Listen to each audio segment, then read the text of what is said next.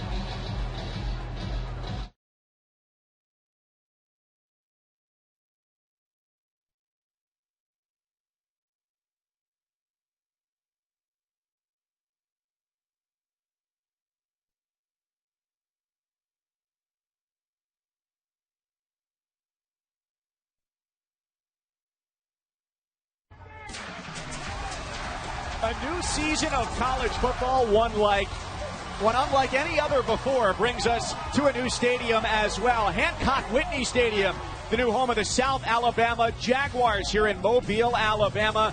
USA 1-0, a victory over Southern Miss in the books, and for Tulane, making the 5-bus caravan trip over from west to east, their first game of the season. We're so glad to have you with us here on a steamy night in the Gulf South. Mike Cousins, Dustin Fox, Lauren Sisler working from the field tonight. And Dustin, this should be a great game. Two contrasting styles on offense. There's no question when you look at Tulane, who's going to have the football first. They like to run the football. 11th in the entire country a season ago. And then, of course, the other side, with South Alabama, the Jaguars off a win last week, a surprise win, 2-touchdown underdog win. They did it through the air. They've got three talented weapons on the outside. We'll see Keon Howard getting the start at quarterback for Tulane, taking over for Justin McMillan. South Alabama won the toss. They defer, and so Tulane will get the ball to start with Amari Jones and Stephon Hutterson back deep to receive for the Green Wave. Well, Dustin, it is great to be back. It is great to have college football with so much uncertainty through the spring and into the summer. Even though it still feels like the summer here, we're into autumn, and football is here. It's amazing. A couple of weeks ago, probably didn't even think we'd have football, and all of a sudden, here we are, we're kicking off. And Tulane will start 1st and 10 from the 25-yard line. Let's go down and say hi for the first time to Lauren Sisler. Hey guys, I want to take you through a timeline of Keon Howard. An interesting timeline, a journey of ups and downs, victories, and of course disappointments. But he has certainly earned the right at the starting quarterback position. And taking you through the timeline, you look back to when he committed to Memphis, then decided he wanted to stay closer to home by going to Southern Miss. After starting 7 games in 2017, he lost the starting job, transferred to Tulane, sat out a season, and then played backup to Justin McMillan. Now this year with 2 incoming freshmen, Michael Pratt and Justin Ibieta, Keon still had something to prove. That's exactly what he did in the offseason. Head coach Willie Fritz said they have been so impressed with his work ethic. He's a student of the game. It even got to the point where he would be up at the football office studying film so late, Fritz would say, hey, turn off the lights, lock the door behind you. He is that dedicated. He has waited his turn with grace, and now he's ready to put this team on his shoulders. Lauren, that's great. And Dustin, it is a story nothing short of extreme perseverance from Howard. It was a run by Tajay Spears on first down. It's Amari Jones, the junior from Frisco, Texas, who makes the catch and sets up 3rd and long for Tulane. A big 3rd down coming up here for Tulane. Not playing a game a week ago, you wonder, would there be some rust? Been practicing for 6 weeks. Obviously, the first 2 plays not really going anywhere. And for South Alabama, you played a game last week. These guys have been tackling and obviously feel very comfortable coming to this football game. South Alabama defense pressed up along the short side of the field. 1 deep safety here on the opening drive. The 3rd down and 8. With pressure, the throw is caught by Spears out across the 40-yard line as Howard took a punishing blow to let it go. You know, Spears is one of these guys who had a great camp. They'll line him up at running back, and this time out wide, they run a little scissor route. The secondary of South Alabama gets mixed up. 14-yard pickup. And on first down, it's Spears again, who's gotten the bulk of the work here in the early going and gets 1 yard for Tulane. Interesting the tempo that Tulane's going with early in this football game. It's hot tonight, by the way. Or how that will factor in throughout the game. Howard back to throw. He dishes to the outside. The defense swarming immediately on top. And about 3rd and 6 on the way for the Green Wave. You talk about Howard. What a story of perseverance. A lot of kids, that aren't seeing action. They go into the transfer portal and try to look for something better. Not Keon Howard. He stayed, and now's his opportunity. He just got to get comfortable here tonight. First game starting for Tulane, of course, and see what he does here at 3rd down. Big one. Howard a year ago completed just 4 passes in 4 games. He hands off for Spears, who's got the reputation for speed. He's tripped up at about midfield, and depending on the spot, it'll be just a half yard short. It's a really good block from the transfer, Fat Watts, number 3, the wide receiver on the outside. Really sprung him for that big gain. And fourth down, interesting call. I love this call, the decision to go for this. I would be aggressive in this part of the field every single time, 4th and inches. Love the call. Quarterback sneak every time. That's my call, Mike. Howard, 6'1", 220, goes under center and with a good push appears to have the first down. Why do you like to be aggressive this early in the game?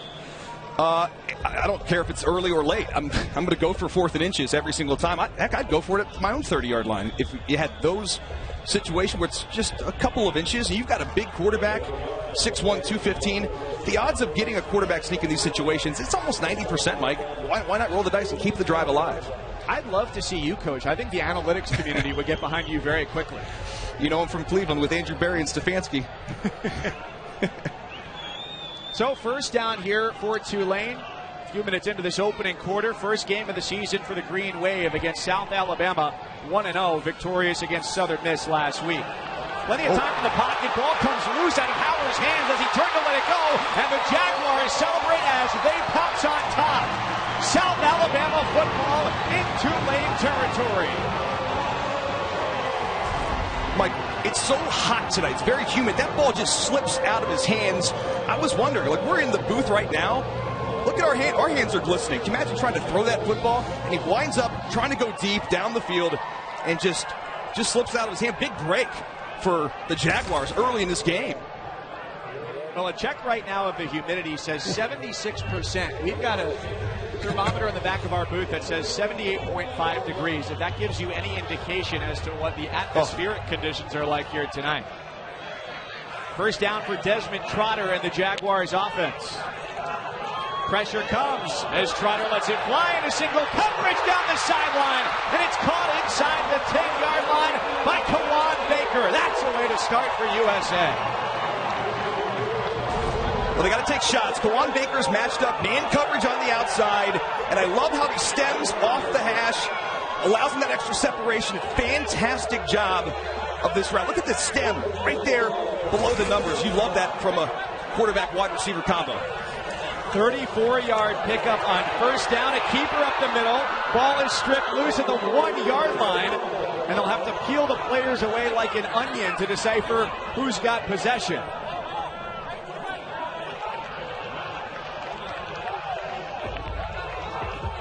No signal yet from the officiating crew. Plenty of input from players in both white and red. You love when both teams are pointing the opposite direction.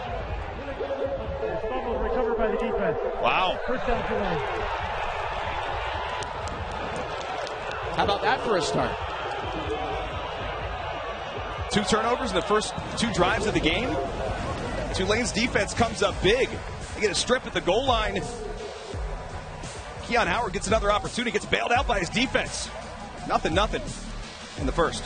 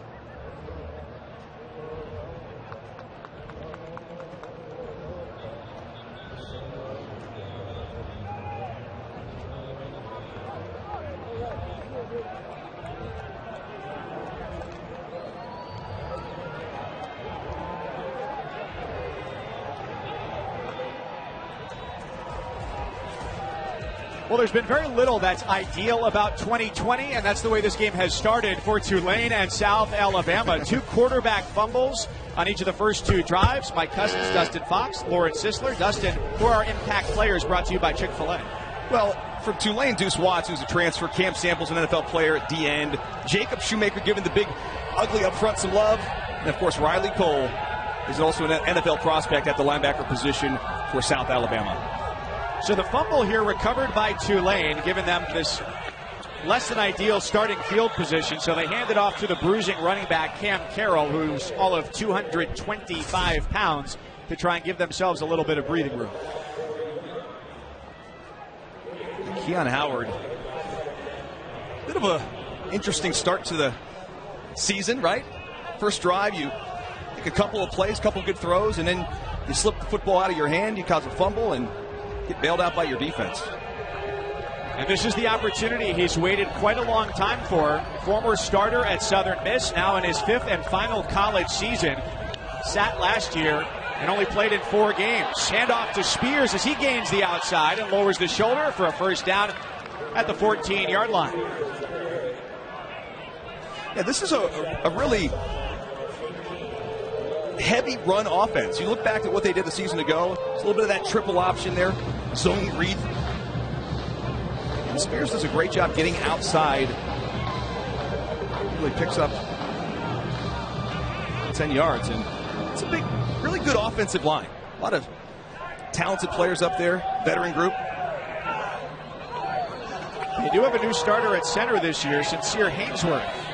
Drop off goes underneath. That's Jaquan Jackson as he sprints out of bounds into the 25 and then some. But they've got great experience.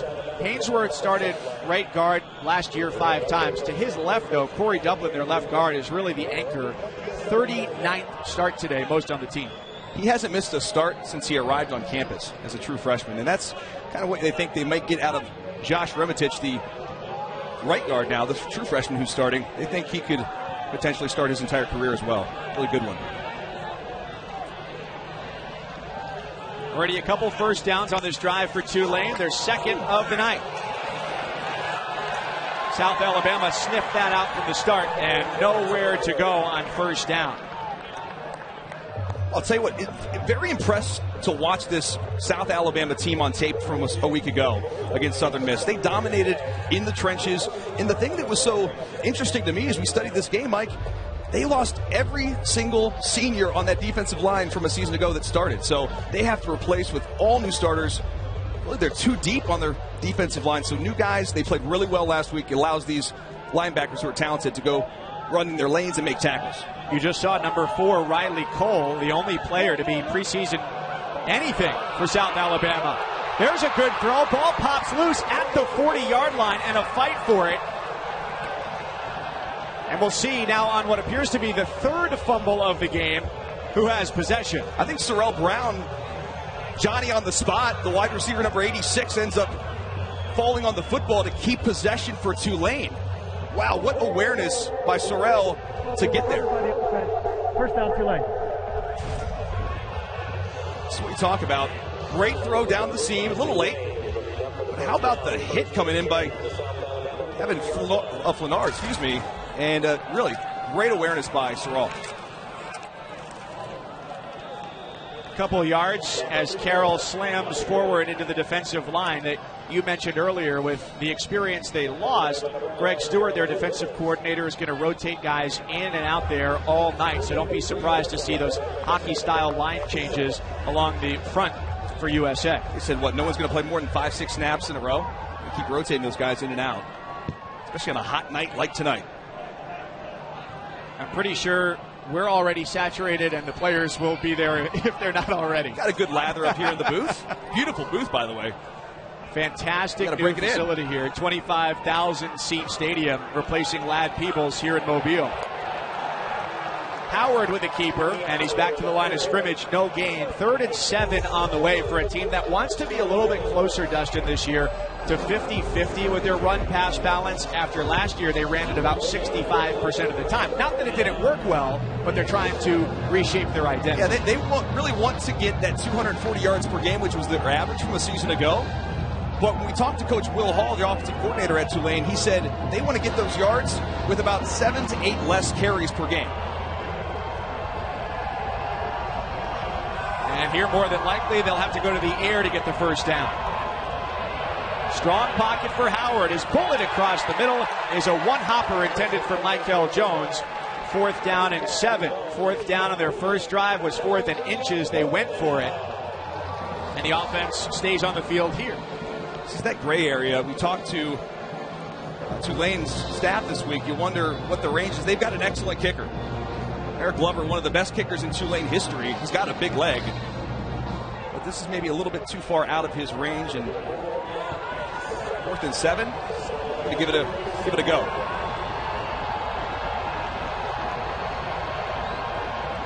Backfield is empty for the redshirt senior Howard. Against a 3-man front.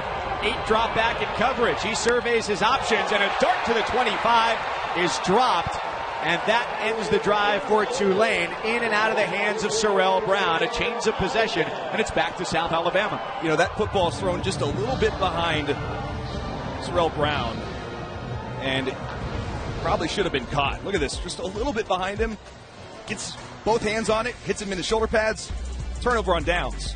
South Alabama ball. We come back.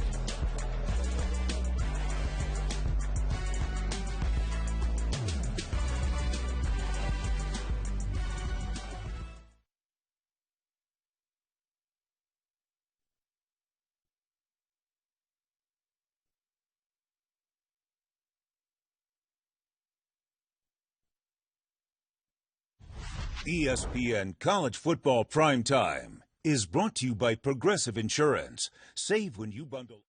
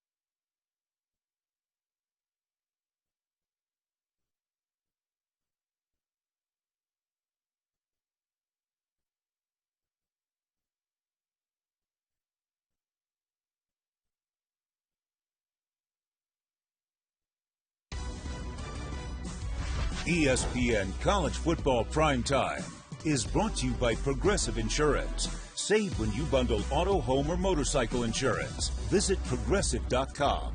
And Wingstop.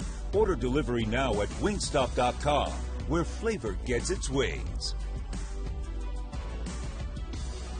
From flat dirt to a football diamond here in Mobile. First game at Hancock Whitney Stadium seats about 25,000. This is a beautiful facility. I'll tell you what, this is the second time, Dustin, that I've called the first game at a stadium.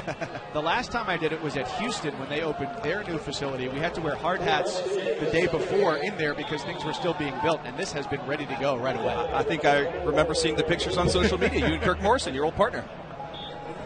Pretty cool. Carlos Davis with the carry on first down gains 4 yards for South Alabama.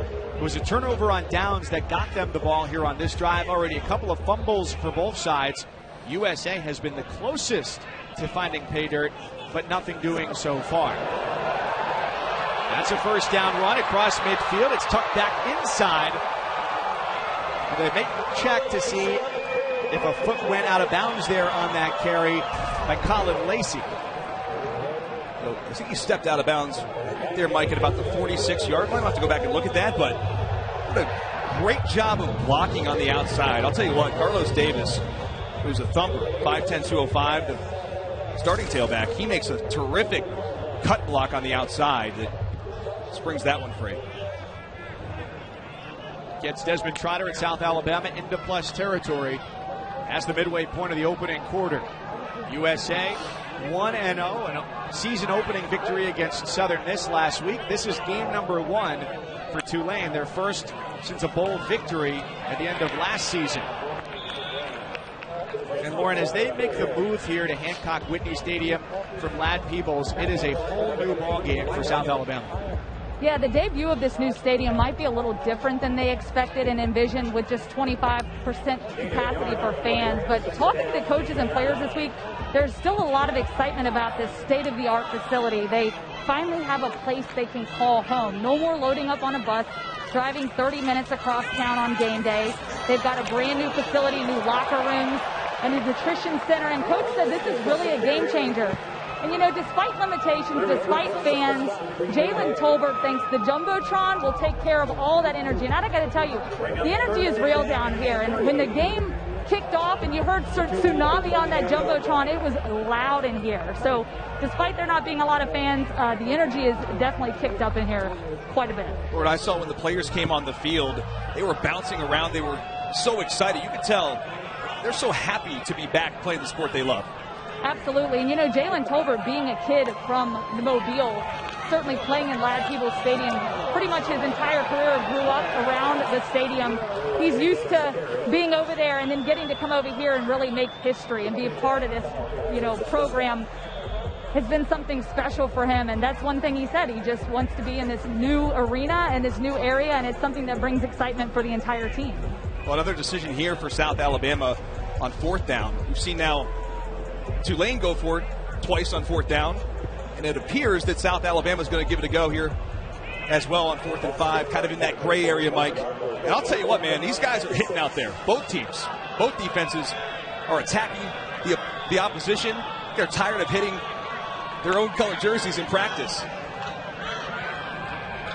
So Trotter looks to the sideline. You've called it a gray area. I have to disagree. I think it's been very clear. There's been no back and forth. The front team has never come onto the field to even give an indication. Pressure up the middle. Trotter with a fling downfield, and it's knocked away. Incomplete. Going for a long toss. Johnny Kerr, the grad transfer from Georgia Tech, breaks it up and forces a reciprocal turnover on downs. I like the call. You take a shot. You got man coverage. It's where they beat Southern Miss last week. Really good coverage by Johnny Kerr. So another turnover on downs.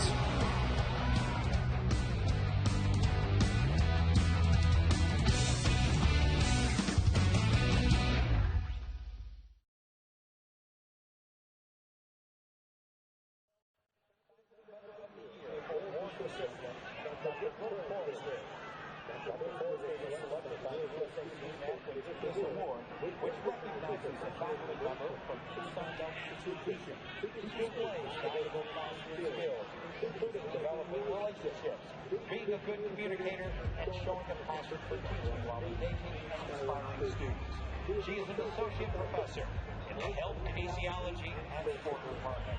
Ladies and gentlemen, please join us in congratulating Dr. Brooke Forrester, our Sunbelt Positive Member of the Year.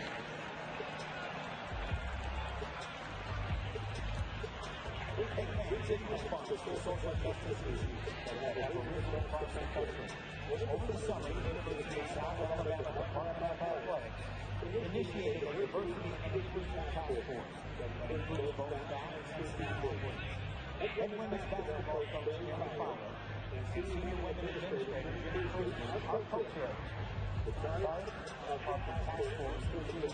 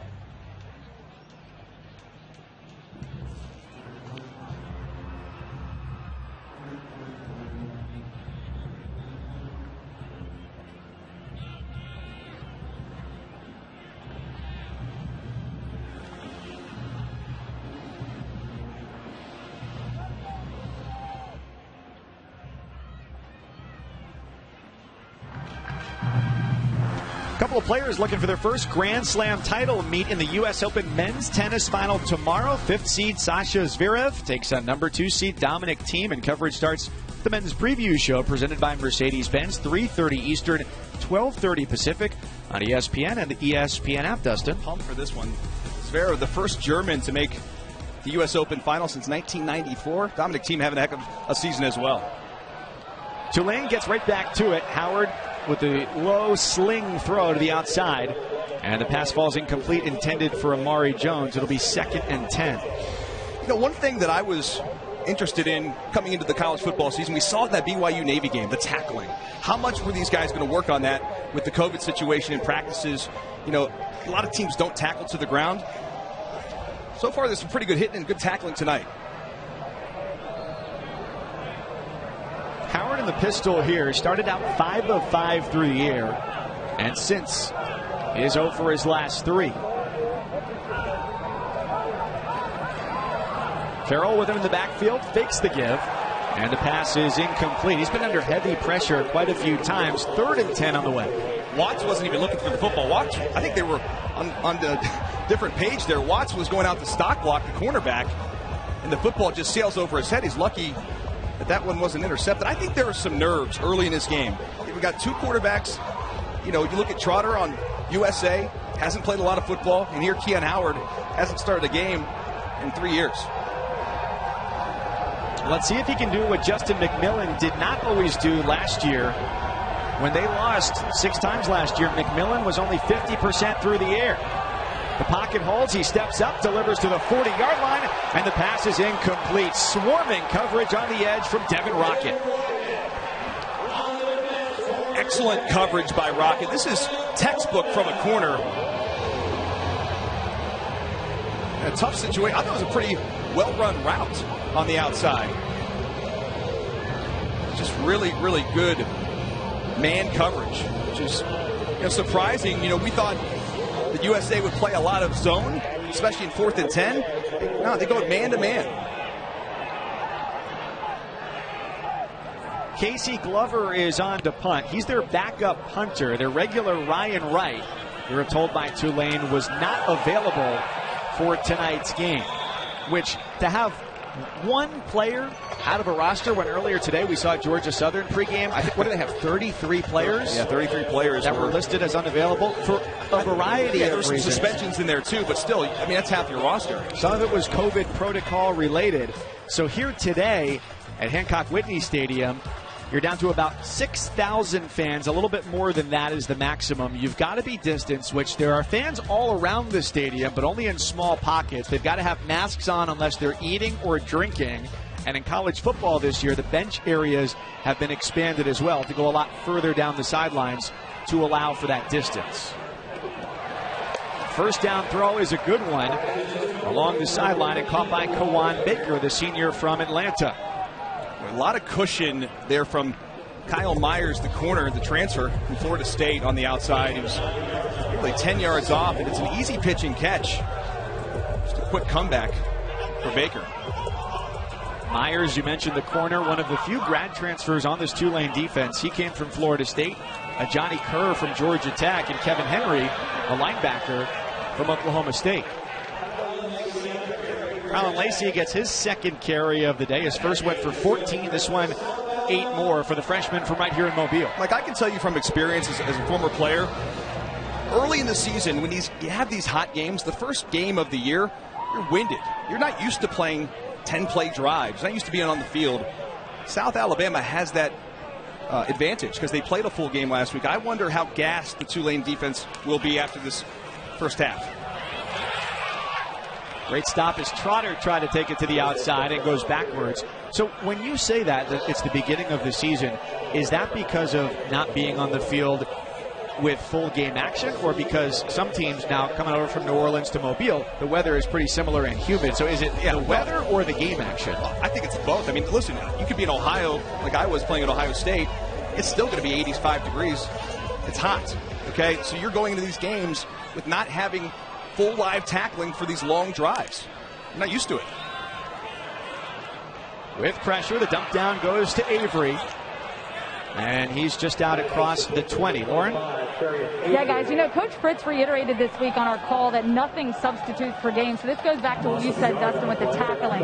They put in work. They tackle as much as they can. They scrimmage. But this is certainly different tonight, especially under the new protocols, the new guidelines, and the fact that they lost their season opener. And he said in the history of his coaching career, he's never played an opponent that already has a game under their belt, and they don't. So he noted that that could be a disadvantage, but also on the flip side, the advantage is they got to study film and see at South Alabama and have been able to make some adjustments to their game plan. Trotter gets rid of it, 3rd down and 13. Carlos Davis makes the catch, streaking toward midfield, and he's into Tulane territory. In trouble, the sophomore bails out Trotter and picks up 29 yards, a big first down. Look at Trotter just sitting in there, dumps it off, and they call Davis the Swapper. We don't know exactly why, but it's a heck of a nickname, and it makes a great play there on 3rd down. And Trotter knew he was going to get hit. He had 2 guys bearing down on him. He was able to complete the pass, dump it off to Davis, for the first down. It's a Muscle Shoals musical reference. If you really want to go deep into a Wikipedia rabbit hole, I've just wasted about 15 minutes of your night. Well, Lauren's a Bama girl. She knows all about Muscle Shoals, right? Yeah, yeah, guys, I was going to say I can add to that. I actually went to Muscle Shoals last summer for the first time. Let me tell you, the museum is super cool. You can go and pretty much sit in the same room and recording studio where the Swampers were. Leonard Skinner, you name it, Rolling Stones have been there. There's a lot of history here, a lot of music, and a lot of great artists that have come out of Alabama. Thank you for educating me. Well, that would be humbling. I don't think I was even good enough to be in my church choir, let alone be in a room like that. 2nd down and 9 here for the Jaguars. After a big catch and run by Carlos Davis, got them across midfield. Tulane brings the blitz. The throw to the outside is dropped, and it'll be 3rd down. How about, Dustin, we saw earlier the first couple drives, couple of fumbles. We saw a catch and run that ended in a fumble. Is there anything with this weather and new footballs that makes it more difficult? It's hard to say. As a quarterback, these guys like to have their old footballs, the practice balls that are already kind of broken in. Sometimes those lack a little bit of grip when they get super humid and wet, and I think that's what happened to Keon Howard. 3rd down throw, sails long and incomplete. Intended for Jalen Tolbert. We told you about him early on. 6 catches, 169 yards, 2 touchdowns last week, and so far he's been kept quiet. Good coverage here on the outside, but again, I think there's some confusion. That would be illegal contact in the NFL, by the way, but good job. There's a little confusion, I think, on both sides. Receivers, quarterbacks, trying to get on that same page. I'm guessing as this game starts to flow and guys get more into that groove, more comfortable, you'll see guys make more plays. Certainly the quarterback to receiver combination. Last week, the 99th game in the history of South Alabama's football program, which only dates back a little bit more than a decade, there were no Jaguar punts for the first time. So today in game 100, there's your punt. And it's been a sloppy first quarter in terms of keeping possession of the ball. Hey, look at this. We talked about the slippery football with the humidity. South Alabama gets it. They go right down to the 1-yard line. And guess what? That D-line comes up with a big play to get the football back and bail out Keon Howard. And then a couple turnover on downs. Just back and forth we go. And, of course, our first punt of the season for South Alabama. So far, 23 yards on the ground for Tulane, which when you talk about their rushing prowess includes that they've run for at least 100 yards in 53 straight games, dating back to the end of the 2015 season. Amari Jones out across the 15-yard line. Their leading returning rusher on the team this year went for 371 a year ago and gets them within 3 yards of a first down. Yeah, Amari Jones is just kind of a do-it-all running back. I mentioned earlier, kind of like the Alvin Kamara, that kind of role. And by the way, Tulane has a great relationship with New Orleans Saints. We talk to them quite often. A stumbling run by Hutterson. A flag is down, 24-yard line between the hash marks, which may bring this run back.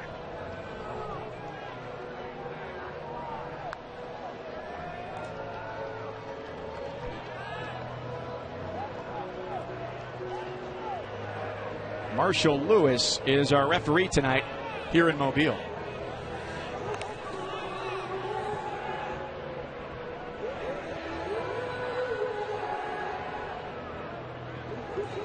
Marshall, it's your call.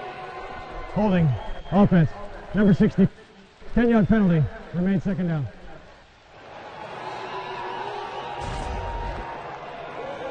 Corey Dublin right there in the middle. And I think, yeah, right there. Right in the middle of your screen, you're going to get that call. But look at the balance by Hutterson. Stay on his feet. Terrific job of concentration there. So instead of 2nd and 3, 2nd down and 8 for the Green Wave. And the throw to the far sideline is enough to get them the first down. And brings us to the end of the first quarter. Couple of turnovers, even a couple of punts, the first one of the season for South Alabama. We are scoreless at the end of one in Mobile.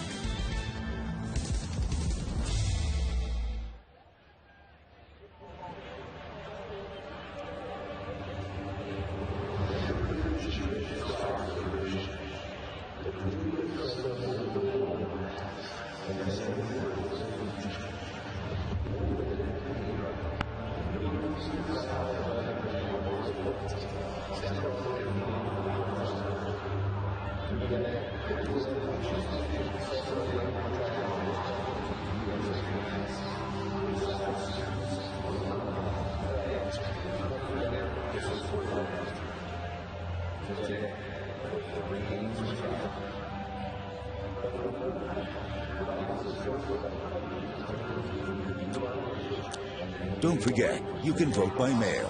For more information, visit IamAvoter.com.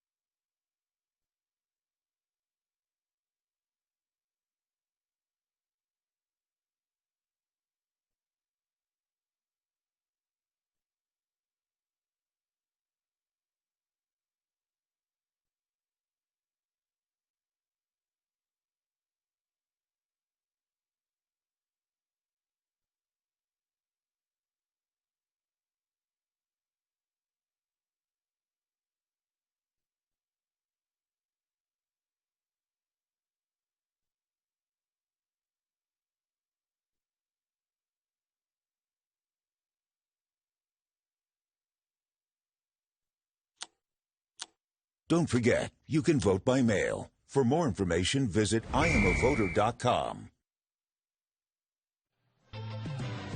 On August 28th, the South Alabama football team made the decision to call off practice, organizing an impromptu march for social justice.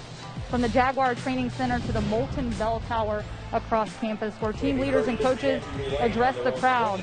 Senior defensive leader Jeremiah Littles, who is part of a social unity committee, explained to us that the goal is both unification and application. They don't want to just do one thing. They want everything they do to be applied to something meaningful that can produce change. They are putting a plan together to ensure every single person on this team is registered to vote and encouraging them all to exercise that right to vote. Lauren, it was great to hear from Jeremiah and how he's organized some of this for his team. When we talked about getting people registered to vote, getting his teammates registered to vote, he told us that in his best guess, not a concrete number, but maybe only 30 to 40% of his teammates, and Dustin, that's a big roster for college football, only 30 to 40% of his teammates were registered to vote. And you and I live in Ohio, registering to vote by mail, it's very easy once you get the hang of it, how you can do it. But what they also talked about was, I said these last 6 months as a white male in America have been very instructive for me, understanding what it's like to be a black person in America. I didn't understand what it was like. And he said for his teammates and his coaching staff, those who are white, not only did they listen, but they understood. And that has been a very big difference throughout the course of what's happened in the country over the last several months. Yeah, there's no question, Mike and Lauren. This is amazing what these young players, young men are making these decisions. And listen, now more than ever, the platform that they have with social media and be able to talk to their coaches, they can make change. And I think that's what's happening. Love the players being empowered to have these conversations. 2nd and 7 for the Green Wave. With backside pressure, the throw is too long from Keon Howard. Again, Mike, on different pages here. You got Howard throwing deep. Tolles stops short, and then he goes again. They're just not very much on the same page early in this game. Littles comes off the field, and we talked to him about more than just voting, too. He said he wants to open a restaurant and a food truck one day, which was pretty cool. His best dish, red rice, fried catfish, a Gullah Geechee dish, native to the regions of Georgia, South Carolina, Florida. That is some good food. We'll see Littles if he can make a play on this big 3rd down for Tulane's offense at midfield. It's had to be a quick throw as the pressure came right away, bursting through the middle, and there really wasn't anything for Howard to do except get it away so they didn't get pounded into the turf by Kelvin Johnson. Kelvin Johnson right here going to come inside untouched. You got more guys inside the box. They can't block him. It's almost like a punt rush, right? It kind of opens like the Red Sea, and Kelvin Johnson does just enough to force the errant throw.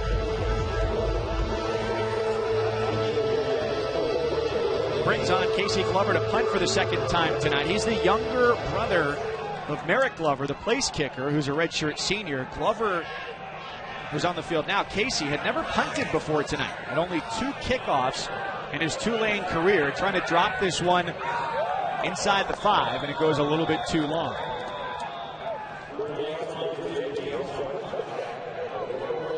I think we're seeing some good plays and some bad plays. A little bit inconsistent, I believe, for both teams. Not surprising. I mean, listen, these teams haven't had all that much time to scrimmage. I know South Alabama played a game last week. They've done a pretty good job, but still a little sloppy, I think, on both sides. Coming your way tomorrow, we'll have Game 6 of the Western Conference semifinals. It's the Clippers and the Nuggets, with LA up 3-2. That's 1 Eastern, 10 a.m. Pacific on ESPN, ESPN Deportes, and the ESPN app. The comeback by the Nuggets the other night. Very impressive. I think they were down 17 points or something and come all the way back to get that win. Down 7 to start the 4th, at least. Yeah, that's PI. Wow. Going long on 1st down, and there is no flag that meets the turf. They wanted Jalen Tolbert, who was that big play threat in Week 1 against Southern Miss. And Jalen Moore, it's right into the body. I'm surprised that they didn't call that a pass interference call. And by the way, I'm a former defensive back, so I tend to lean towards the DBs and giving them the benefit of the doubt.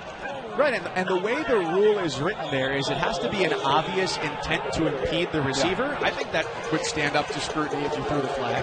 No question. You know what's funny, Mike? You look at the early part of this game. We talked to Steve Campbell, the head coach at South Alabama. He said they need to protect the football, and they've got to make plays. And then when they have those one-on-one opportunities, they need their playmakers to go up and get the football. And they're doing it early. They're taking their chances. Flags fly from every direction with the jump along the line. That's a mistake.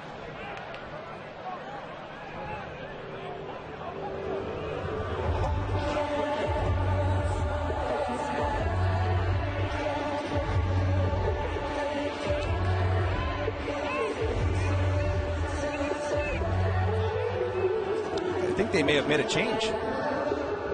Yeah, quarterback. Yeah, quarterback. We'll see Chance Lovertich, who competed for the job all the way up until a couple weeks before the first game. They said he may play a little bit in this ball game, but early on, with maybe some of the inconsistencies of Trotter, give Chance Lovertich a chance to, no pun intended, get in the game. False start. Offense, number 77. 5-yard penalty. It's on Shoemaker. Conduct. Offense, number 4. Unsportsmanlike conduct. Defense, number 10. Both of those players have one unsportsmanlike conduct foul for the game. Those penalties, so third down. That's a lot. If you get a second unsportsmanlike conduct penalty, that does subject you to ejection. There's Chance Lovertich, the junior out of Brandon, Mississippi. He's got to be the most successful player on either side tonight in his career, going back to the start of high school, a record of 58-1 as a starting quarterback. Not your prototypical size at 5'11", 185, but like you said, Dustin, competing to the last day for the starting job. Yeah, and by the way, apparently he's a legendary ping pong player, so you don't want to challenge him to a game of table tennis. And he lets it go on third down, targeting Tolbert along the sideline, and he brings it in at the 39-yard line. Lovertich to Tolbert to pick up a 23. It's so hot out, no need to come in the game and warm up. Just sling it down the field. Tolbert, who made all those great plays a week ago, so here, but this is a great throw by Lovertich. Coming back for the football by Tolbert. He's such a big threat on the outside. Lovertich again, this time Jalen Wayne. He hops his way to the 49-yard line, and he'll be ruled down before that ball came loose. Yeah, this was the National Football League. That would be a fumble, but he was going to the ground, and clearly, I believe, the ball pops out as his body is on top of it.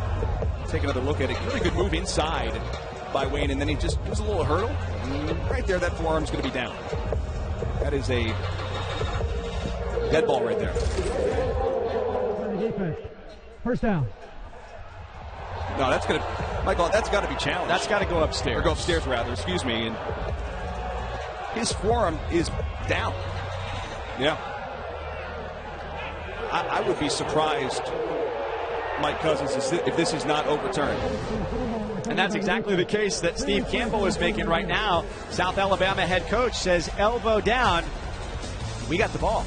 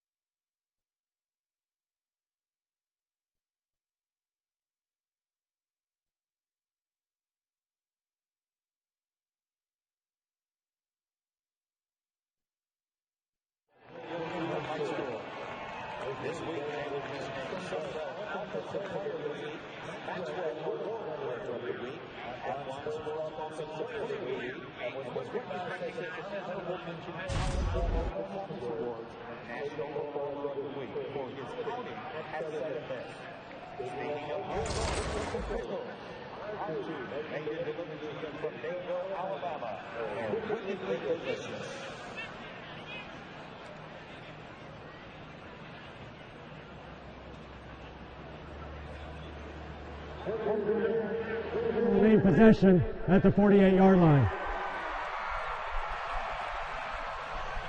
The runner's elbow was down prior to the ball coming loose. Second down.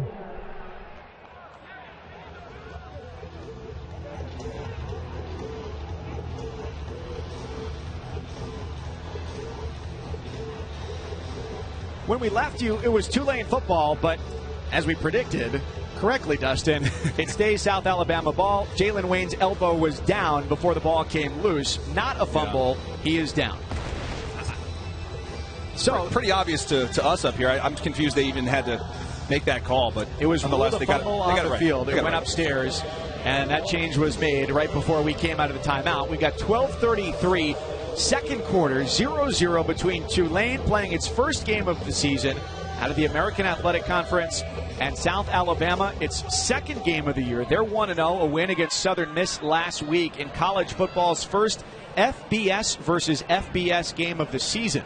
It's been a pretty crazy day for a couple of Sun Belt teams already.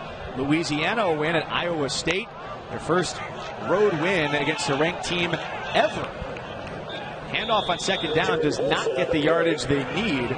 So it's third and short for USA coming up as they stick with Chance Lovertich. We briefly filled you in on his background before that last time out. He played a couple of series last week, right before the half. A little bit dicey there, and then in the second half, had a successful drive for them. The transfer from Mississippi Gulf Coast Community College led his team to a national championship last year, completing 71% of his passes. On third and short, he leaps to take the snap, quickly gives it away to Carlos Davis, who rumbles forward for a big pickup. First down, USA looking for the first points of the night, an 18-yard gain. This is just tremendous vision and awareness. This is designed to go up in there. Instead, he sees everybody collapse inside, takes it out. Tremendous vision and speed by Carlos Davis to anticipate and bounce it outside. Dustin, we've got to forgive a lot of things in game number one. I have to say your telestration work has been phenomenal tonight in game number one. I don't know. It's like you've been practicing. I don't always have a telly, so I'm happy to have one tonight. Lovertich, eye single coverage down the sideline. A beautiful ball is off the fingertips of Kawan Baker. Wow. Could have been 6. Instead, it's incomplete. I thought Jalen Moore had pretty good coverage down the field, but this football, look at this. Can you put that in a better spot for Kawan Baker? That's a drop he typically does not make. In fact, if he catches that, he's maybe walking in the end zone for 6 points. Yeah, you hang that throw in the Louvre. Instead, it ends up on the cutting room floor, and it's 2nd and 10. And it was out. The ball was outside, too. The placement was fantastic. Lovertich rolls, and his throw is incomplete. A fingertip dance for Cade Sutherland. 3rd down and 10 for South Alabama. You know, they've had a lot of transfers here at Tulane. Certainly on the defensive side of the ball in the secondary. Johnny Kerr is their nickel. Okay, this guy plays a lot of snaps. He played for Georgia Tech. Transfers in here, of course, had an injury a season ago, but he's been all over the field tonight. Love the play of a Johnny Kerr. Great addition to this secondary. Why does he stand out other than his geographical coverage? I just think he's physical, he's fast. When you play that nickel position, you've got to be one of the better athletes on the field. Look, he's going in motion right across the field, right there, matched up in man coverage, so they'll use him all over the place. Lovertich throws off the back foot, complete for a first down and then some. The end zone is in sight, and it's 6 for Kawan Baker. A 34-yard hookup for the score. Lovertich to Baker.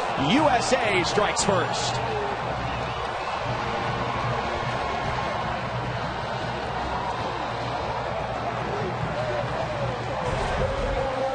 They run across the field. I think that kind of confuses the safety at the top of the screen, and you're wondering there what Willie Langham's doing just kind of looks confused. That was an easy pitch and catch for Kawan Baker, his second of the year.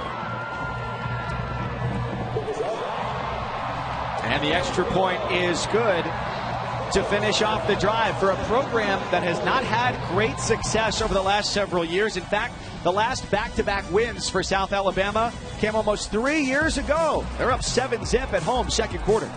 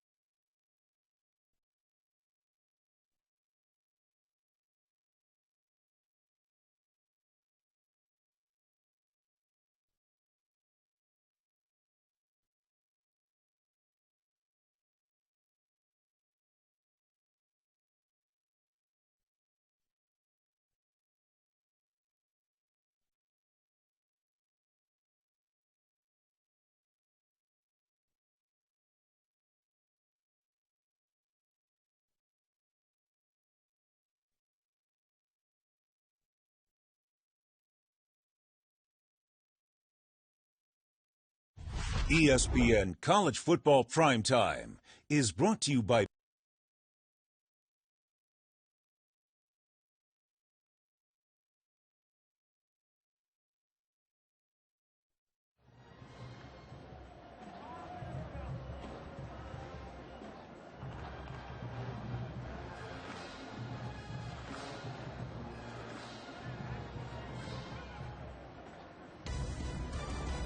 ESPN College Football Primetime is brought to you by Miralax. It works with the water in your body to unblock your system naturally.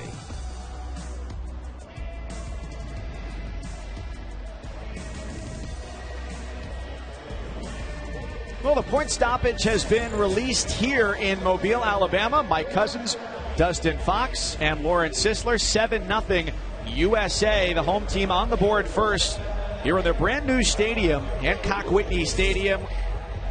In a normal year would seat about 25,000. Tonight, a socially distanced crowd of a little bit more than 6,000 is what's allowed inside. And it looks like they're utilizing all available space around here tonight. It's been great for South Alabama. No longer have to get on a bus to play their home games. They've got all their facilities right here. And just hearing the players talk about how they can run out the tunnel and onto their home field from their locker room has been a huge difference maker. So, Dustin, let's take a look back at that play where South Alabama got their touchdown. Things broke down a little bit on defense for Tulane. No question about it. Let's just go back and take a look. Watch number 12 right here. That's Cade Sutherland. He's going to come out here and run a little rub route right on Willie Langham. If you watch him, he's going to go right through Langham right here. It's going to be just enough to pick him, and he comes across here wide open. It's man coverage, and 36 is late. There's no chance he can get there. That's Chase Kirshen. Easy touchdown for South Alabama. We saw a change at quarterback spark that drive. Chance Levertich came in replacing Desmond Trotter, and the change at quarterback this year overall goes from Justin McMillan to Keon Howard, who so far is 7 of 14 through the air for 99 yards. Tulane, their strength is on the ground, however, and that's where this drive starts. with a nice run for Tajay Spears to open things up that culminates with him tumbling over a bench along the sideline following a scamper of 41 yards. How about that play by Spears? Just a cut back against the grain, beautiful vision, and then he makes a man miss there and he's out the gate. Really well done. That's Ryan Melton who kind of breaks his ankles. Spears does, that is. And you need that. Just after that touchdown drive, you need some sort of momentum to shift back for your offense and for Keon Howard to get his confidence going on the ground. 3 wide for the Green Wave. It's Spears again with a stiff arm to the edge. Nearly slips a tackle before he's brought down at the ankles by Trey Young. Say, DeShazer gets in there, nearly makes a shoestring tackle, but not enough because Spears, he lost his shoe on the attempted tackle. But still, it's 4 yards. Mike, this is a running football team, has been. I wonder if they're going to say to themselves, hey, listen, Keon is not quite comfortable right now. It's early. Let's let the running game set up the pass game.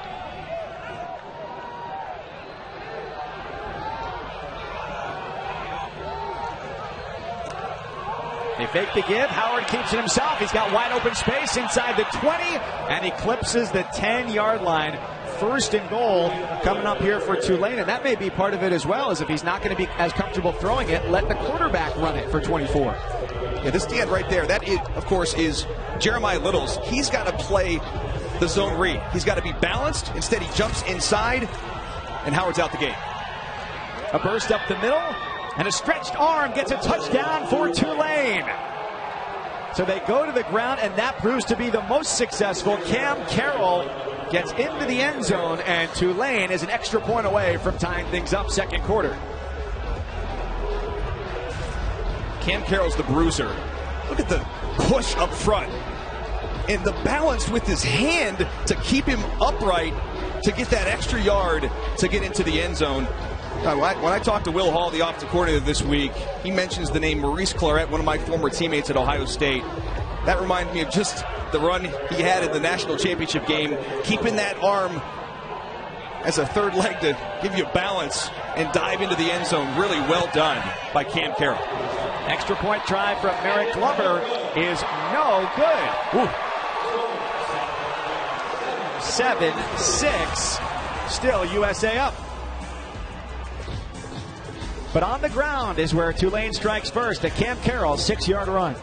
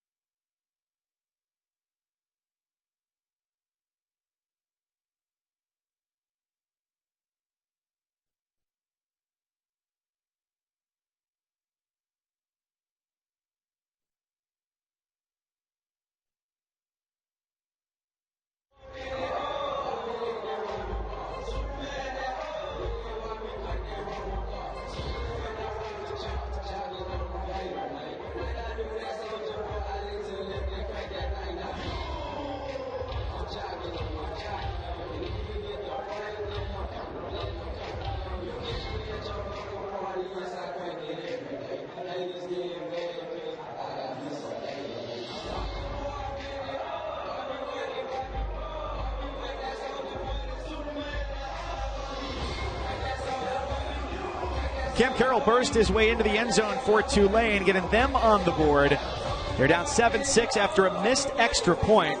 But Dustin Fox, that last drive exemplified the type of team they've been over the last several years. They're a run-first football team. They have been. And certainly last year they were tremendous, 11th in the entire country. And I just think, Mike, after watching the first few drives, the maybe lack of experience for Keon Howard, maybe he's a little nervous. I don't know. It's his first start in 3 years. Throwing the football, he hasn't been that accurate. Certainly on his deep throws and intermediate throws. I think they're going to change up the philosophy. They just grounded and pounded South Alabama right down the field in that last drive. That's the strength of this football team.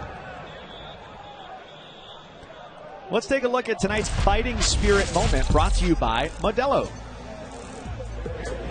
Well, it's going to be the offensive line. We just talked about it on that last drive. The push that they got on that drive specifically was terrific. And you see Howard on the quarterback keep that gets him down near the goal line. And then right here, the push up front. Big old Joey Claybrook, Corey Dublin, Sincere Hainsworth, Josh Remitich, Jalen Miller. Good job, fellas. Now, it was interesting to see last drive that Chance Levertich, listed second on the depth chart, came in. It wasn't unexpected that we were going to see him tonight. The question was just going to be for how long. He ends up engineering a touchdown drive, and he's back out here again. And Levertich is a guy that competed in camp just until about 3 weeks ago when they named the starting quarterback Desmond Trotter. There was a really strong battle. And this guy, boy, for coming off the bench, I know he's 3 of 6, but one was a deep ball that should have been a touchdown that was dropped. But his accuracy has been tremendous, and the touch on some of those deep balls as well.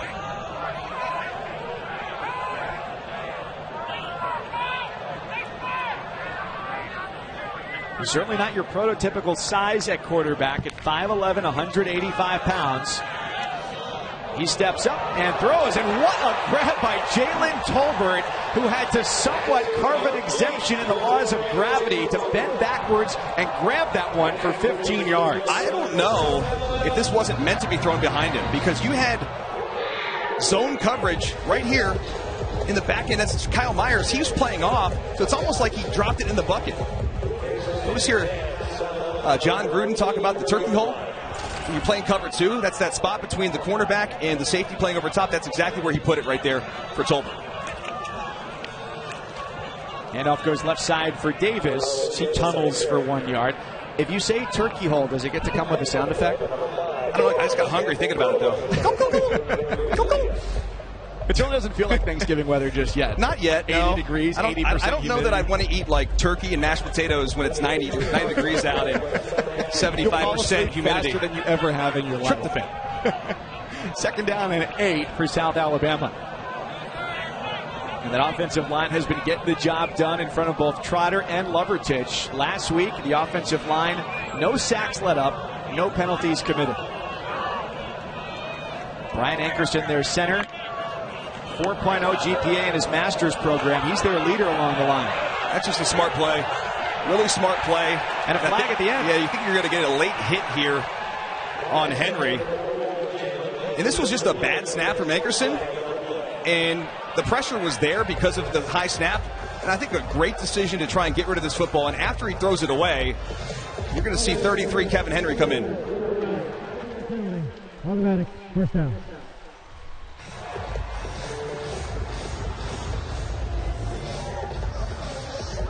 So the march continues ever closer to the end zone for South Alabama.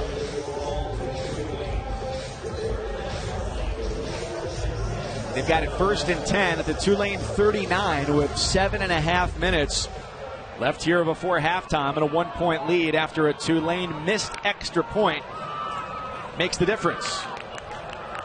Levertich scrambles forward, and a dart is caught across the middle of the field, and they're down inside the 15-yard line as he targets Jalen Tolbert once again, the hometown junior. Again, you've got everybody in the secondary for Tulane playing zone coverage. They're playing quarters coverage. They're sitting back, they're sinking, and what they're doing, South Alabama, they're just taking what the defense gives you. We talk about that all the time. You don't always have to force a throw. Tolbert's underneath the coverage. Well-thrown football by Levertich, and Tolbert takes a hit at the end by safety Macon Clark. And he gets up flexing. I'm like, dude, you just got beat for 25 yards. Looking to the end zone, and it's caught by Jalen Wayne. Touchdown, Jaguars.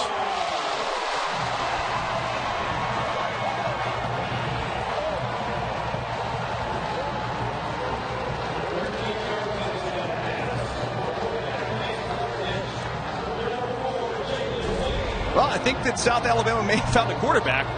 Goodness gracious, the accuracy of Lovertich to come into the game cold, throws 2 touchdown passes already. And what we saw a week ago against Southern Miss, the deep throws, the explosive plays by the playmakers on the outside, Tolbert, Jalen Wayne, Kawan Baker. They've got a trio of wide receivers in the back end. The Jag swag is alive and well in Mobile.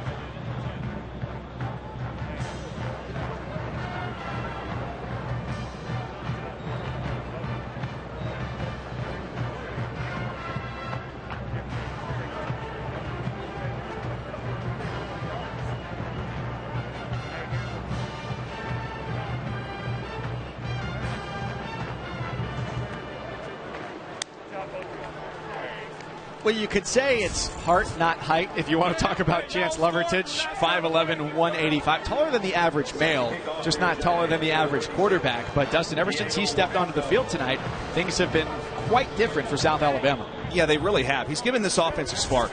And I think as you see him talking to all his wide receivers right there, Trotter, you got Tolbert, these guys are making plays for him. And I tell you, when a receiver trusts a quarterback, they start running harder routes. They start playing a little bit harder on the outside.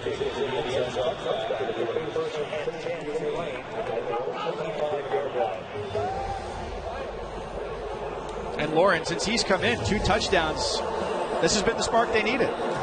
Yeah, guys, you talk about that smaller frame, but he's certainly a talented quarterback. And we go back to his career where he was able to win a national championship at Mississippi Gulf Coast. 1 loss in his entire career. He's got the grit. He's got the capability, and he really has a great relationship with Desmond Trotter. No doubt about that. They really feed off of each other. I'm getting an eye on them here on the sidelines from afar, and both of them staying pretty calm, cool, and collected down here neither one of them getting too hyped, getting too up, but you can definitely tell he's given them that spark of energy.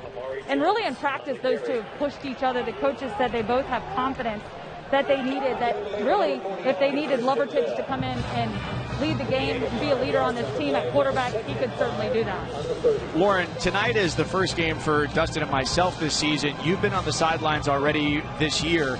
We feel like with a 25% capacity crowd here tonight, it's been pretty loud. What has it been like from your vantage point?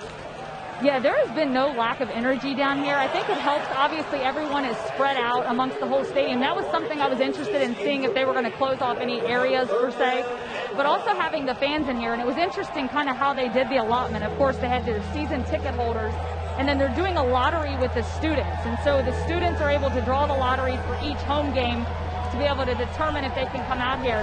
And that makes a big difference. Even Desmond Trotter, talking to him yesterday after practice, he said having the students here, this stadium on campus, students are more apt to come out and show their support. And certainly it's not going to be capacity, it's not going to be what they envision, but any support they can get, especially from the students and the fan base, is certainly warranted. Howard with a run on 3rd and 5, and the scramble from the quarterback picks up the first down. And that was a big scramble by Howard, because on 2nd down and 5, he had his target in the flat, his tailback in the flat, and he just missed him. Flat out overthrows him. He would have caught the football, ran up the sideline, easy first down, of course. And you're thinking, third down again. You don't want to have to punt the ball back to South Alabama. That's huge, because South Alabama has a lot of momentum here offensively with Chase Lovertich in the game.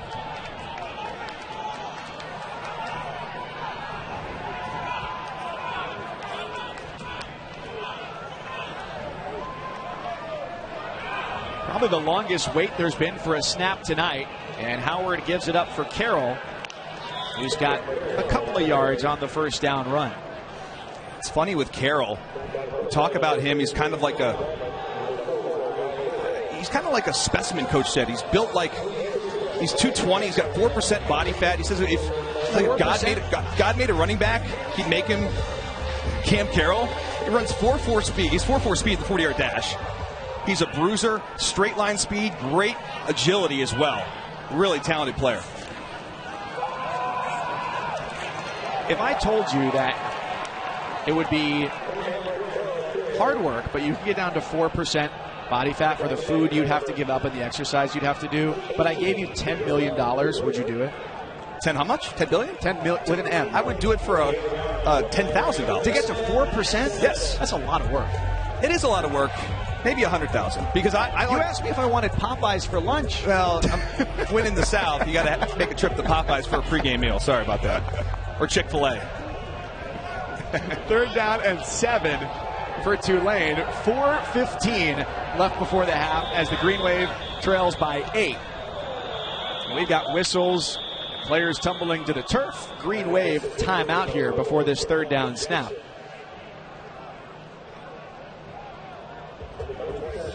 South Alabama trying to get to 2-0. Timeout. Tulane. Their first charge timeout of the half.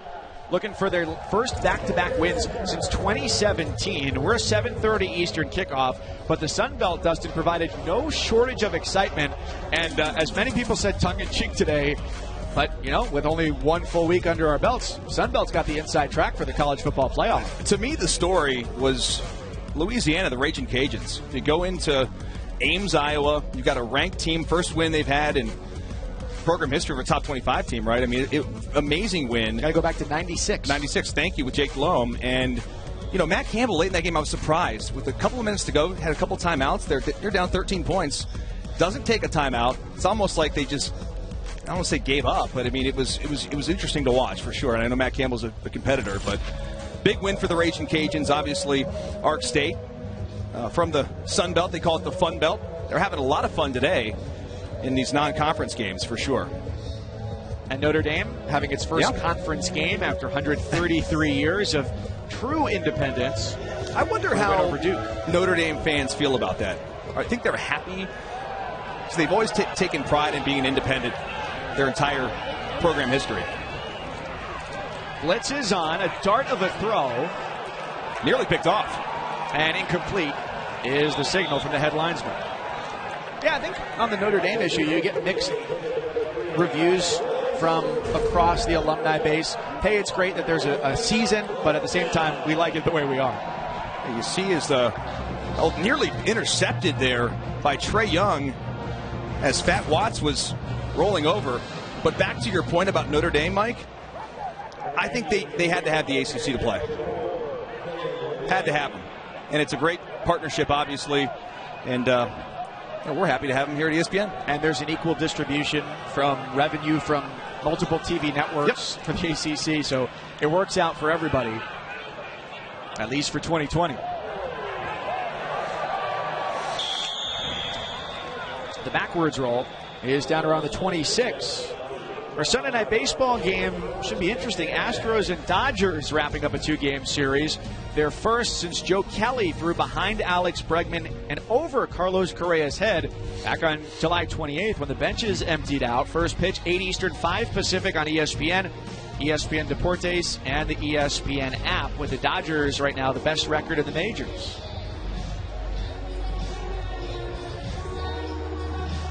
You'll see lots of tributes to Hank Aaron here, Mobile native, as you drive around town.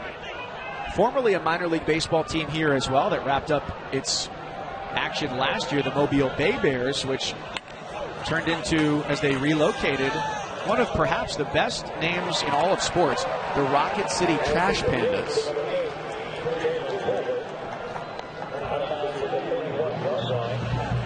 .350 and counting toward the break. Mike Cousins, Dustin Fox, Lawrence Sisler.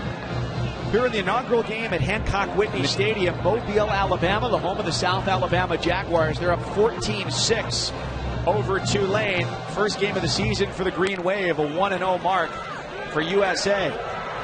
Lovertich throws with a flag, and it's surprising that there isn't another one on the back end of that play. There's 3 around the offensive line, but it looked like there was some pass interference on the backside of that play that went undiscovered by the officials. Yeah, there was a couple tackles in the backfield there, I believe, prior to Lovertich rolling out of the pocket. So you're going to get a hold here. I believe it's going to come back. And that'll be big for Tulane's defense. They need a stop here, because all of a sudden Lovertich, he gets into a rhythm. Holding. Offense, number 66. 10-yard penalty. 8-second down. It's going to be right there in the middle of your screen. That's the center, Brian Ankerson, who's making his 26th straight start tonight. He had Eric Hicks up top and brought him to the ground. That's a tackle. Easy call. And now 2nd and 14. This is big for this Tulane defense. They got to find a way to get off the field here, because the last couple drives, Lovertich has been dicing surgically. They set up the screen. It goes outside for Baker. And he gets a good chunk of the yardage back. It'll make it 3rd and 5. And if you look at the trajectory, Dustin, of where this half is going, Tulane started the game with the ball, so South Alabama is going to get it to start the second half. If Tulane can get it here and put 3, 6, 7 on the board, it makes things drastically different than if the half ends with the ball at South Alabama's hands. It's the old double dip. You get points at the end of the first half and try to turn it around in the second. But here on 3rd down, they've got to play man coverage here across the board, and they are. You love to see that, because you got to be physical at the line of scrimmage. Lovertich puts it up, and Baker is there, tiptoeing along the sideline. Another big chunk of yardage for South Alabama. 26 on the hookup. Boy, that's just a blown coverage.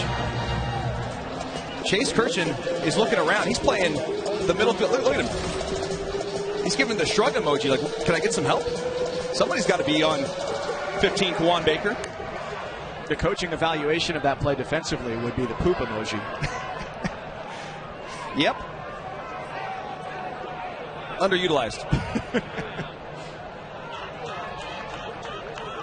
Kawan Baker now, 5 catches, a $113 and a touchdown, and a chance for more for USA.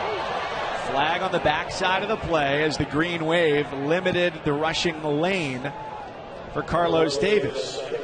I think they're going to get Ankerson 66 again for a hold in the backfield.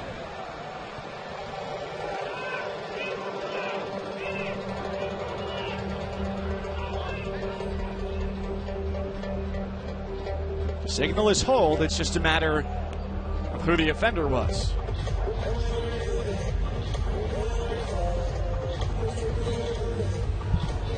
Holding. Offense. Number 66. 10-yard penalty. Remains first down. It's right here. It's hard to see if he had the jersey, but they both go to the ground like that. It's going to get called. But that's now 2 penalties here on Ankerson in this drive. And if you were going to target anybody as a likely candidate, it wouldn't be the guy who's the senior with the most starting experience. At left tackle, Wyatt Green, the sophomore, making just the second start of his career. Backs him up 1st and 20 for Lovertich. And he's hit hard, and he goes down at the 40-yard line. They lose about 7 on that play as the clock winds down inside of 90 seconds. Nick Anderson finding his way into the backfield. Nick Anderson, I think, is going to come from right here. Right up inside. And you see the Swamper back there. Maybe, excuse me, Terrion Avery, the running back. He didn't see it. He's got to pick up that blitz.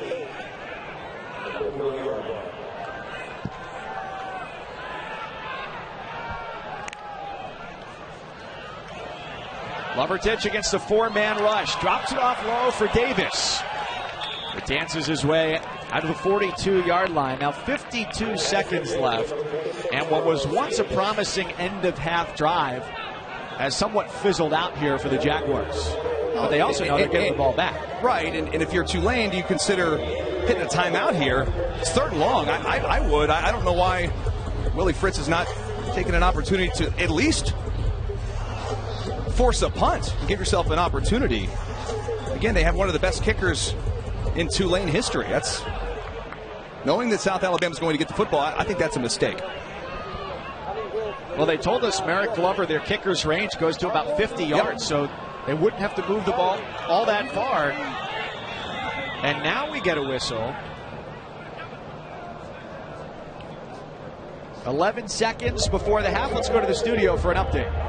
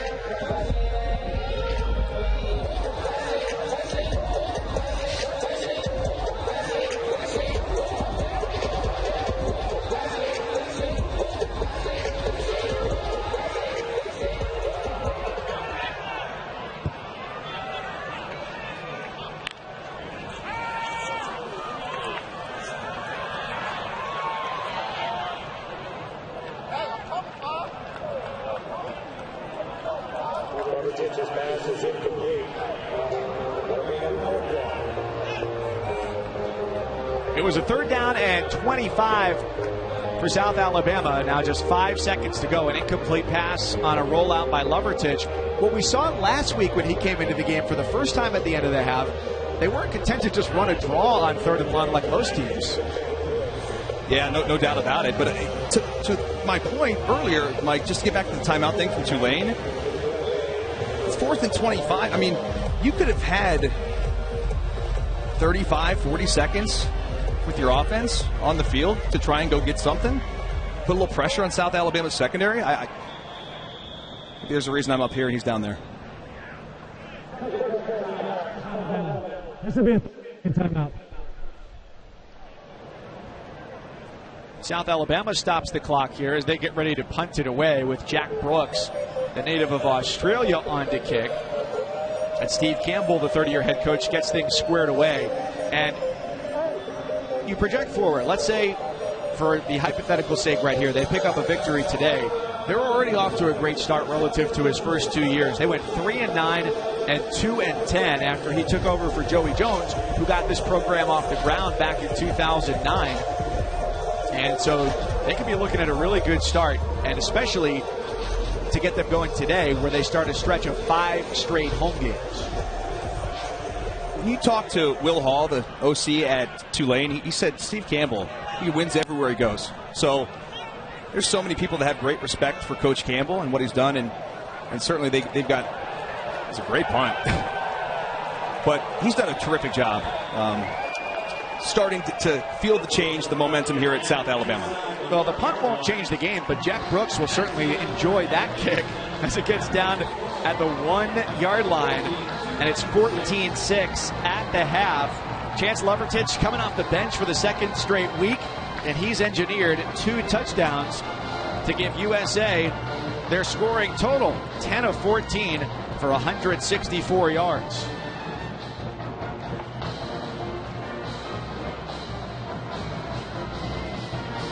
It's probably not an easy thing to do, Dustin, as a head coach, to be able to make that decision to end camp. You say, we've got our starter, and then all of a sudden, you make that change. And now Lauren is with Steve Campbell, the USA head coach. Coach Campbell, you said we could expect to see Chance Lovertich in this football game for a series or 2. Now 2 touchdowns later. What are you seeing from your backup quarterback that you really like tonight? Yeah, I thought Desmond came out and played good early. We had a chance to get 7 points early. But both the quarterbacks have a lot of things they can bring to the table. Chance did a good job of getting us in the end zone 2 series in a row. And I thought we had something going on the last one. Then the penalties, we shot ourselves in the foot. We've got to clean up the penalties, the turnovers, things like that offensively. And then defensively, did a real good job except for the one drive. We gave up too many explosives on that one drive. So what will be the keys for your defense to stay on top and get a win in this football game? Yeah, we need to do a great job protecting the football, clean up a couple of penalty deals offensively, and find a way to run the ball effectively. And then defensively, keep doing what we're doing. Don't give up the explosive plays. Try to create a turnover or 2. Thanks so much, Coach. Steve Campbell, the head coach of South Alabama. They got an 8-point lead at the half here in their home opener. We'll get you to the studio. A wild day around college football. Theatrics in Tallahassee. It all comes your way right now.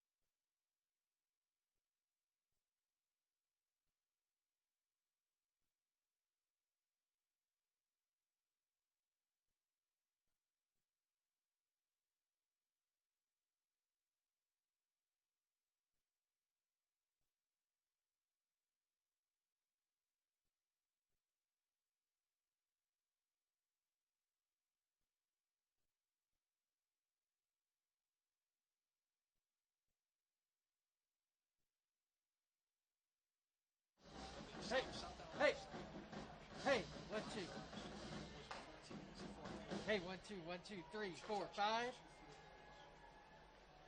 Hey fans, here's tonight's scores from around the Sun Belt Conference, presented by Connecta Sausage. A final, it is Hey, Louisiana 1, 2, 31, 1, 2, 1, Iowa 2. State 14. Hey, 1, 2, 3, 4, 5. Arkansas State 35. 1, 2, hey. State 31. Hey, 1, 2, 3, 4, 5, 6, 7, 8, 9, 10. On color. Hey, hey, 1, 2. Army 37, 1, 2, 1, 2. Okay, let's go 30. And in overtime, a final, UT San Antonio 51, Texas State 48. Hey, 1, 2, 3, 4, 5, 6, 7, 8, 9, 10. 1, 2, hey. Hey, 1, 2. Oh, yeah. Hey, hey. There we go. All right, good. You need me to check the other one? Coke Zero Sugar has the great Coke taste you know and love. Minus the Okay, I'm sugar going with up zero there. calories. Hang tight. It's hard to believe until you try it. That's it. Enjoy delicious refreshment in a whole new way. Pick up a nice cold bottle and try the real Coke taste of Coke Zero Sugar for yourself today. If you're planning a project, big or small, Beard Equipment is the John Deere dealer on the Gulf Coast. Family owned and operated for 50 years, Beard Equipment has construction, forestry, golf, lawn and garden equipment. Plus, we have one of the largest construction equipment rental fleets in the Southeast. Our friendly and knowledgeable staff includes trained technicians who service all makes and models. Find us on the web at beardequipment.com. We are proud to support the local community and the University of South Alabama. Hey, 1, 2, 1, 2 on play-by-play. Hey, 1, 2, 1, 2, 3, 4, 5, 6, 7, 8, 9, 10.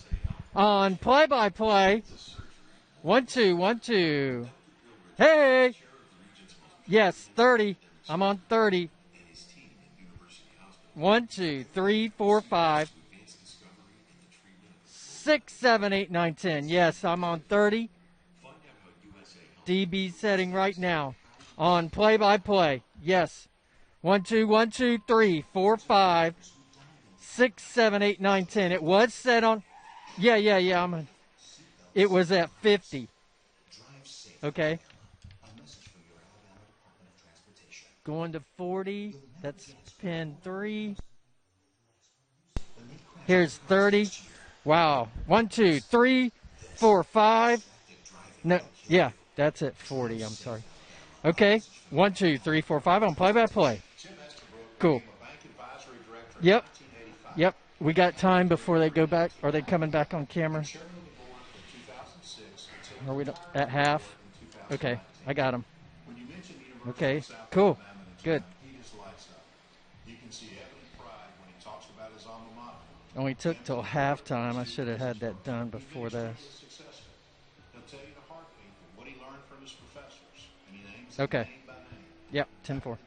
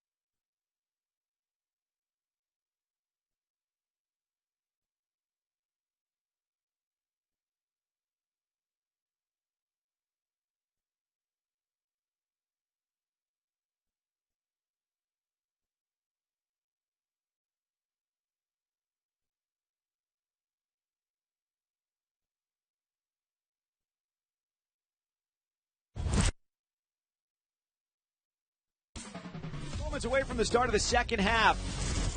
Here in the very beginning of this 2020 college football season, a steamy night in the Gulf South. South Alabama up 14-6 over Tulane. Glad you're back with us. Mike Cousins, Dustin Fox, Lauren Sisler down on the field.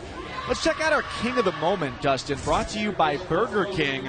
New quarterback, who dis? Backup Chance Lovertich comes in, and he's a spark.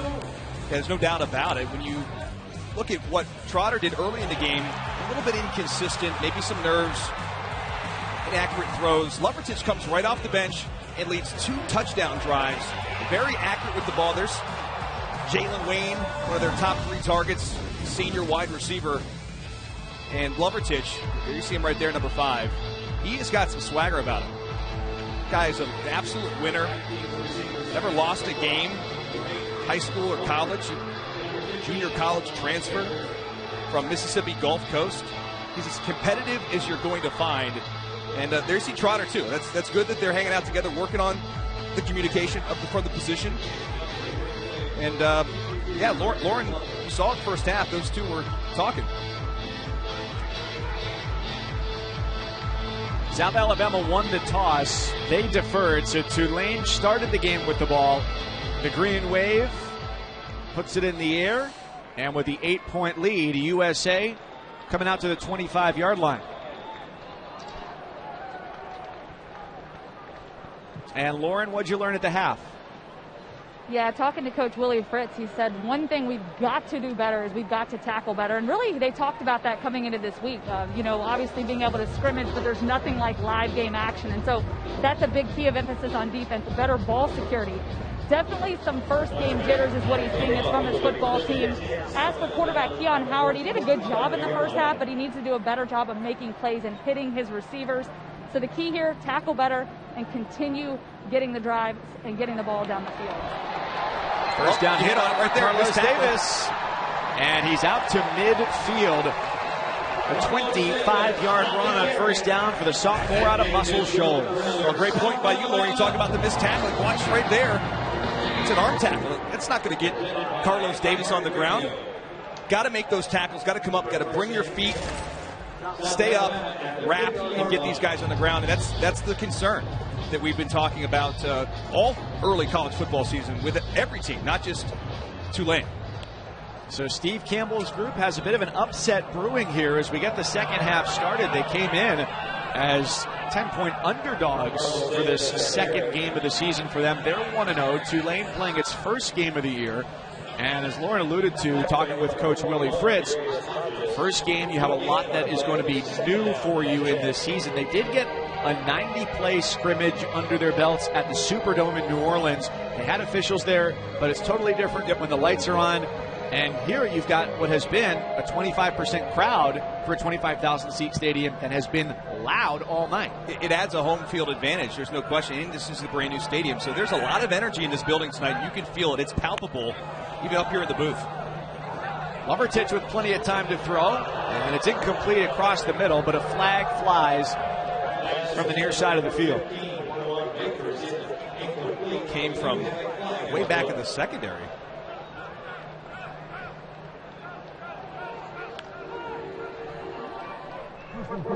Face mask, defense, number 10. 15-yard penalty. Automatic first down. What happened is it's Myers on the outside. He's matched up man coverage against Tolbert, and that's why I said it's weird. It came from the secondary. Right here, you're going to watch him grab the face mask. Can't do that. That's going to get called. That was the field judge who makes that call from deep. That's a costly one. Well, Dustin, one of the things that we were talking about right before we came back for the start of this quarter was that you wanted to see the secondary become a little bit more physical for Tulane. So in addition to what Lauren said that Coach Fritz wanted to see, what would you alter for Tulane? Well, there's a couple things. Let's talk defense specifically. I think they need to be more physical up against the wide receivers. They've got to be willing to play more man coverage, and certainly some man coverage in the slot, because the slot's had such a free release and making a lot of plays. A.J. Phillips gallops forward. Another South Alabama first down. The redshirt freshman from right here in Mobile, who's moving to offense this year after last year seeing some time on kickoff coverage and at linebacker.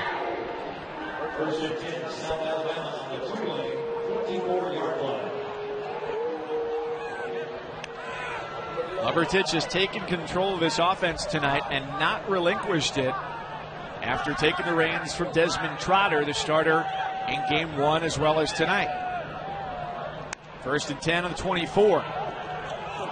He throws into single coverage into the end zone, and it's a little bit too long for Jalen Wayne. Jalen Monroe, pretty good coverage there. He's the lone returning starter at cornerback. The one thing that defensive coordinator Jack Curtis from Tulane said to us about Jalen Monroe, he says he has elite feet. He's really good at the line of scrimmage. He's quick, and he's going up against a bigger wide receiver. He's only 5'9", $180, so he's given up about 4 or 5 inches here, and certainly some weight. So Tolbert's a physical wide receiver on the outside.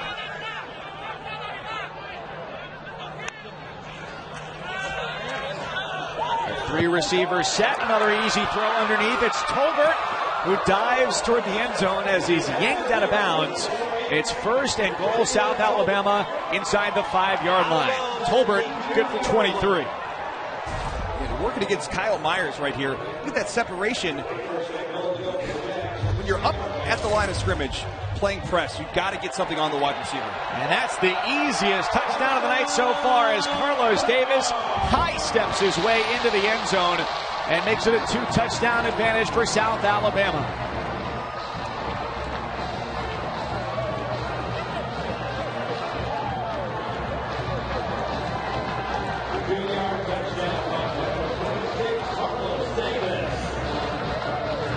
He took possession, put the pedal to the floor, and looked in the rearview mirror in no time at all.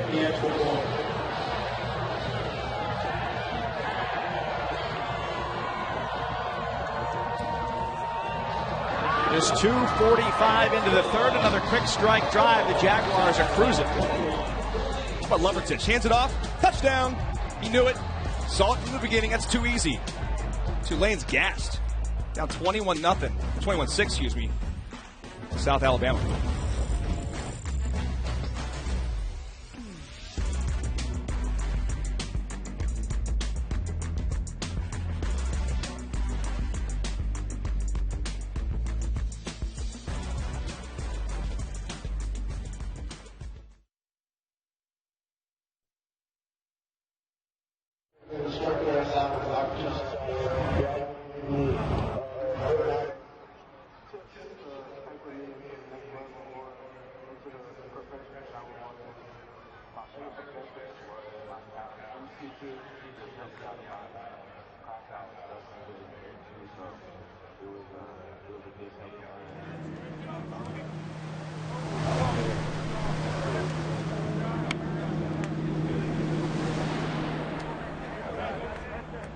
My favorite professor itself would be Dr. Messenger.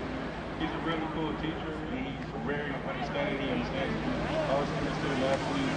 Young students don't know to work with you and to teach you in a way that helps best benefit you and other students. That's what he's my favorite teacher.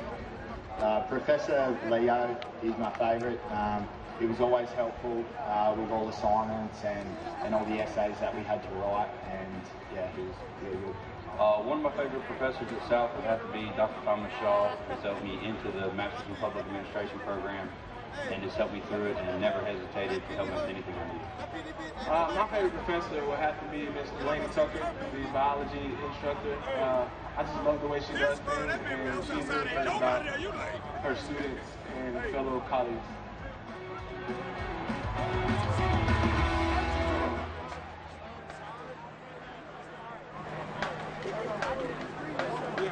What I say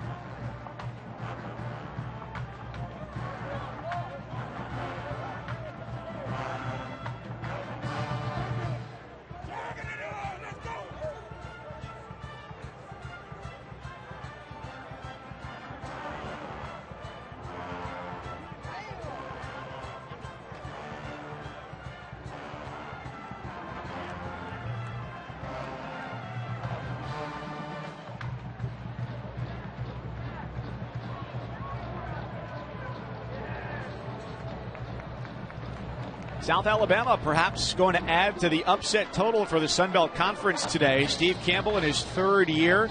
Started his coaching career in the late 80s at Auburn under Pat Dye. Got his first head coaching job at the JUCO level in '97. And then head coach at Central Arkansas for 4 years.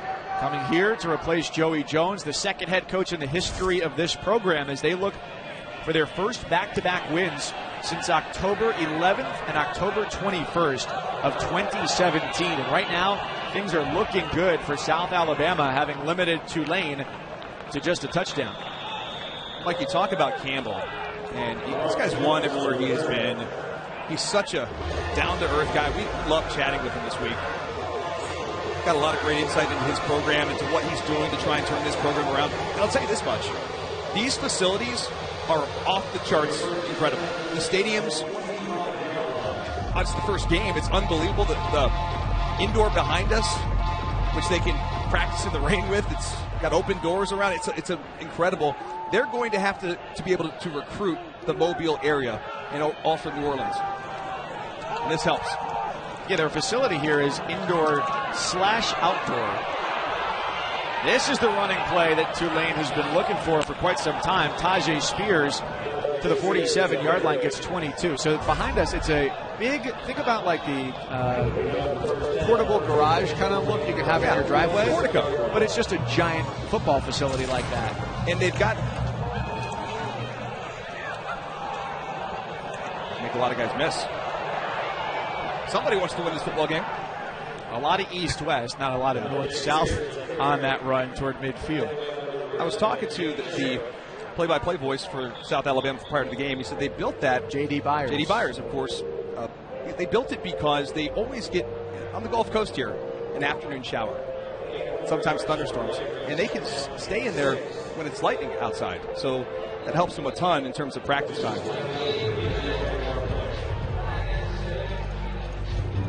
And there's the practice facility, so you can see right in. It's like a portico. Only a lot bigger. 120 yards long. You could put a blimp inside there. Beautiful facilities. Injured player right now is Trey Young, the safety for South Alabama, who gets to his feet with the assistance of the athletic training staff. Mike, in the vicinity of Mobile, Alabama, there's some good football. Mobile has, 16 high schools in the surrounding area? A lot of good players from around here. I think they got to try to recruit their homegrown talent. And listen, if this program gets rolling here, they're going to have a lot of success with recruiting. It's one of the areas in the country, if you coach in the Southeast, you coach in Texas, you can do all of your recruiting without ever getting on a plane. All sorts of time for Howard. And the pass incomplete for Carroll. 3rd and 6 on deck. And third down has been a bugaboo for Tulane tonight. 1 for 7 on third down this evening. And the problem now, you're kind of in that's 3rd and 6. Do you throw the ball or do you go with the ground game? Because the ground game is what's been working for you. But when they've been passing, Howard, quarterback, started 5 of 5, has completed 2 of 12 since then. A 4-man rush and a quick throw right short of the sticks. Not going to be enough for the first down. So Fat Watts makes the catch. The transfer from Jones County Junior College came here with his brother Deuce. This is the spot area in the field between the 40s where both teams have easily decided to go for it on 4th down tonight. Tulane 2 of 4 on 4th down tonight. And this is a situation where it's just about a yard. I think you can still quarterback sneak this. It's a little bit in that gray area for the sneak, but I think I can still see them doing it. With motion instead, the short handoff goes to Cam Carroll, and the spot is short.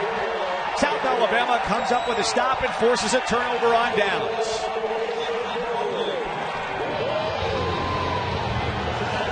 They knew what was coming. They sniffed it out, and they shut it down.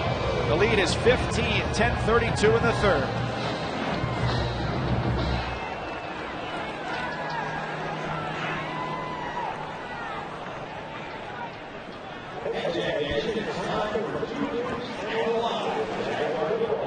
Presented by Jaguar Productions.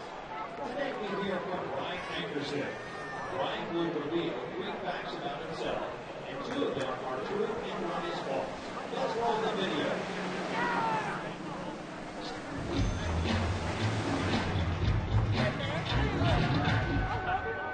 I'm from Mobile. I'm a 5th-year senior, and I'm on the Jaguar mission. Okay, Wayne, which do you think is a lie? I'm not really trying to read it. And there you have it. Thank you, Jaguar Productions, for your continued support of Jaguar Athletics. Jaguar Productions, entertainment done right.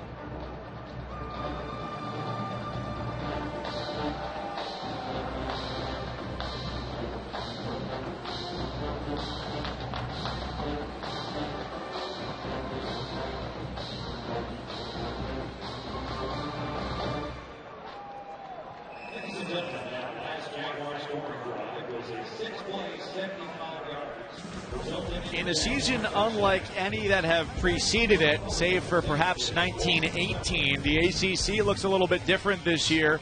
Notably, Notre Dame joining the conference with their logo painted on the field. The program tweeted, "Looks cute, might delete next year." No divisions this year, and the top 2 teams' conference winning percentage are going to play for the ACC title. So earlier today, just a handful of scores. UNC started off a little bit slow, had no problem taking care of Syracuse in that game. Notre Dame was a winner 27-13 over Duke. Georgia Tech, that 3-point win against Florida State, and Pitt, 55-0 rout of Austin Peay. It's a big win for Georgia Tech. They were picked, I think, to finish last in the conference. Correct, last in the 15-team ACC, with, at the start of the season, Clemson getting all but 2 first-place votes. So a very interesting, off-season start for Mike Norvell, with stories about what he said versus what his players understood to have been the truth. And now a loss in the opener, and Florida State has lost 4 straight openers after falling last year to Boise State. That was a game they were supposed to return as well. And as the schedules change, this one changed for Tulane, where they were supposed to be playing Northwestern today, but the Big Ten, as we all well know, canceled their football season. Wow, they are really targeting Kyle Myers, number 10. He's playing man. He's having some struggles with it right now. And you see Jalen Wayne talking a little smack to him right there after the play. That was a nasty route in a positive way. It was a really well-done comeback by Jalen Wayne. Created separation at the top. 15 yards added at the end of the run. First down. And you've got a 15-yard penalty at the end of that play. So a 15-yard or a 15-point difference gets even more perilous as they're now inside the 35-yard line, threatening to tack on more points. Tulane really needs to settle down defensively, and they got to get a stop, because right now there is so much confidence from Chase Lovertich, the quarterback who came in replacing Desmond Trotter. This offense is really clicking right now. He gives it up. Davis with a quick change of direction to the 22-yard line. Dustin, I think that the difference between a team that has one game already done last week versus a team playing its first game of the season has been starkly evident tonight. I think in a season like this, there's no question. It is so apparent that South Alabama way more confident, way more in condition, frankly. I see guys with hands on their hips on that Tulane defense. You don't see it from South Alabama. Lovertich pulled the e-brake as he got quickly covered on the blitz from Dorian Williams, the sophomore linebacker. Lauren, how's the sideline look down there for Tulane? Yeah, guys, you talk about the energy. It is definitely lacking down here on the sideline. Not much expression. They just look tired. Defensive backs coach Joshua Christian Young was talking to his guys on the bench saying they look like they've seen a ghost. Of course, he said this game's not over. He's trying to hype them up. But even then, there's still very little emotion, a little energy coming from them. So they're going to need a big stop here and see if they can get things going on offense. Another rare incompletion as they brought some pressure. You know, in situations like this, you can see, a big play become a turnaround, an interception, a caused fumble, recovery, what have you. I'm a big tennis guy, and the U.S. Open's playing right now. You can see matches where, a guy gets down a couple sets and just looks like he's dead. And then one couple points here and there, you break it back, right? And then you get yourself an opportunity to come back and win the game. And Tulane just needs that big spark right now. And so much of that is just mental, right? Yeah. I saw it with Zverev the other night. Coming back. 3rd down, 13. And they get the big play they were looking for. Into the backfield and the sack. As Cam Sample, defensive end, a guy who they needed to have a big night tonight, brings down Lovertich. Look at that jump. You just can't beat Sample when he has that jump. It's incredible. I was talking with Jim Nagy, who is the senior director for the Senior Bowl down here in Mobile, Alabama, prior to this game. And he was talking about Cam Sample, saying this guy's got a real good chance to be a mid-round draft pick. He's a top 250 prospect in the country for the Senior Bowl, and he'll have an opportunity to play at the next level. That's a big-time stop. And Diego Guajardo's field goal is good. He missed last week on a 46-yard try, but comes up good on this one from 49 to extend the South Alabama lead to 24-6. It's a heck of a kick. Well, Dustin, to rewind it and put it into tennis terms, it was like Tulane was down 45. They got back to deuce, and then they lost in a tiebreak, 14-12. Giving up a 49-yard field goal. Sounds like my tennis match 2 weeks ago. It went 2 tie breaks, and unfortunately I lost 13-11. But yeah, I love the tennis references. Look at the drives here in the second half. Or last 2 weeks, excuse me. Impressive. Very impressive. 4 scores, and then game over.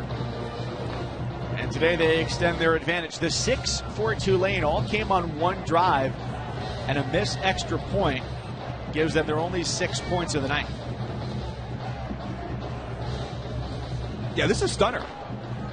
It really is. I thought that Tulane would come in here and be more physical. They play in the American Conference. And, of course, they're coming off a 7-6 season, back-to-back, 2 bowl victories. And you've got veteran guys on your defensive line. And right now, it looks like South Alabama is the team coming off a bowl victory last year.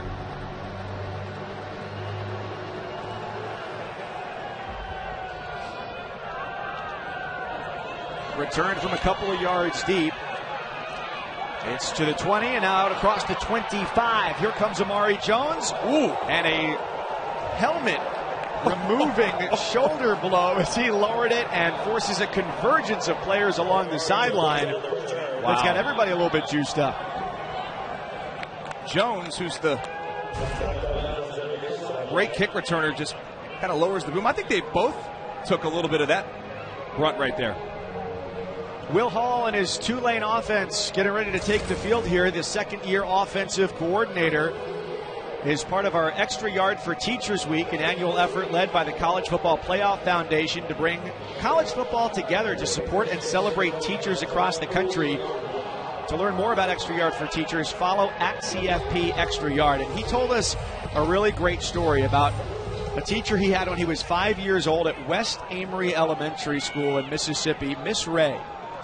And he said he was a nervous and kind of timid young guy at that age. Again, just 5 years old. And he was not fond of public speaking or getting up in front of groups. And so it's around Halloween, and there's a pumpkin up at the front of the class, and the exercise is for every student, including Will Hall, to go up, stick your hand in the pumpkin, and pull out some of the pumpkin guts, the seeds, the strings. Yeah. It's wet. It's really not fun if that's not what you're into. I don't like to do it. And so what he did, that's why I buy the plastic pumpkins to put outside. And I love Halloween. You like the candy, I think. Yes, I do. So he pulled out some of those pumpkin guts and said in Miss Ray's class, that was a life-changing moment for him at 5 years old, a teacher that made a huge impact on him to be able to get him comfortable speaking in front of crowds. One play. He attempted to participate in this play, therefore there is no play. Again, repeat, first down and 10.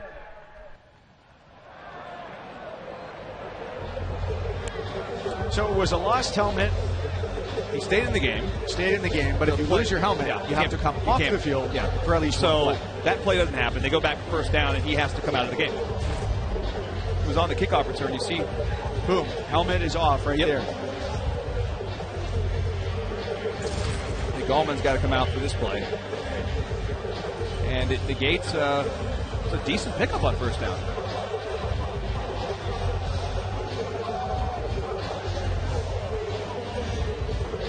But back to Will Hall for a minute. He is a terrific up-and-coming potential head coach prospect at just 39 years of age. And I love talking with Coach Will Hall this week, and his story of how he got this opportunity is just tremendous. Howard is ready. Loads up, rainbows it to the 40-yard line, and it's pulled in. Michael Jones, the grad transfer from Oklahoma, makes the catch and has Tulane on the move. I asked him, Will Hall, how he got noticed by Willie Fritz, and he said he was just a young coach. He took an offensive coordinator job at Southwest Baptist. There's open space to run, and a trip down the sideline nearly ends with a touchdown for Tajay Spears. I'm just trying to praise Will Hall, and his offense is giving him the praise as well right now. Really good job by Spears. But back to Hall for just a minute. He was doing the spread basically back in 2007 when no one else was doing it. And he got an opportunity, and certainly here, this offense has changed shape. They used to be a little bit of that wing, triple option, a lot of running game. But now with his offense, they're able to go out and recruit wide receivers, and they've got some good ones now. So a drive that has some life here. A cross-field throw is incomplete, intended for Jones. Nearly on the money from Howard.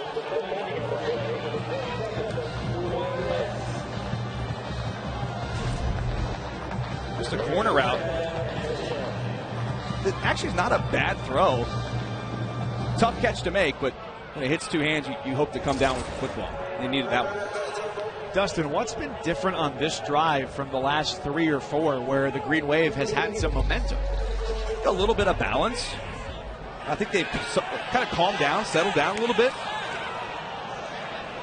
And Spears finds another hole, burrows his way for a first down to the 9-yard line.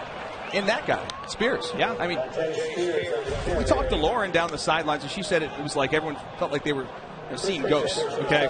Well, one guy wasn't seeing ghosts, and that's Spears. You saw the tackles he broke on one of those first runs. When you see somebody give that sort of effort, I do think that can get guys going. And right now, the offense on this particular drive looks much different. Spears in the backfield again. He gets it off to the left side. A couple of Jaguars in pursuit. And a hard tackle drives him out of bounds along the Tulane sideline. 10 carries, though, for Spears, now for 103 yards. That's a great job by Dwayne Betts, the backup free safety who's in there, stretching it out. It makes Spears run about 50 yards to gain a couple. and delivers a big-time hit at the end as well.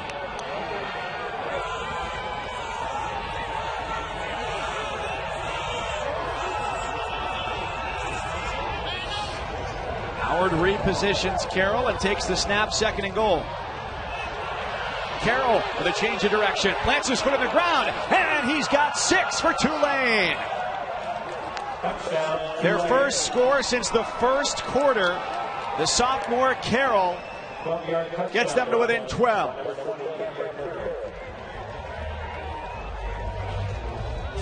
Maybe this is the serve break that Tulane needs. Great cutback by Carroll, and you see, look at how physical he is. At 225 pounds, with that speed to get to the edge around that defense, tremendous run. And as we talked about, they needed a spark for this offense. Been very stagnant this football game. And how have they got on the board? It's been through the ground game. We talked about it earlier. Three-headed monster in the backfield. Carroll breaking outside. Great cutback. Will Hall, the offensive coordinator. Thank goodness. We needed that one.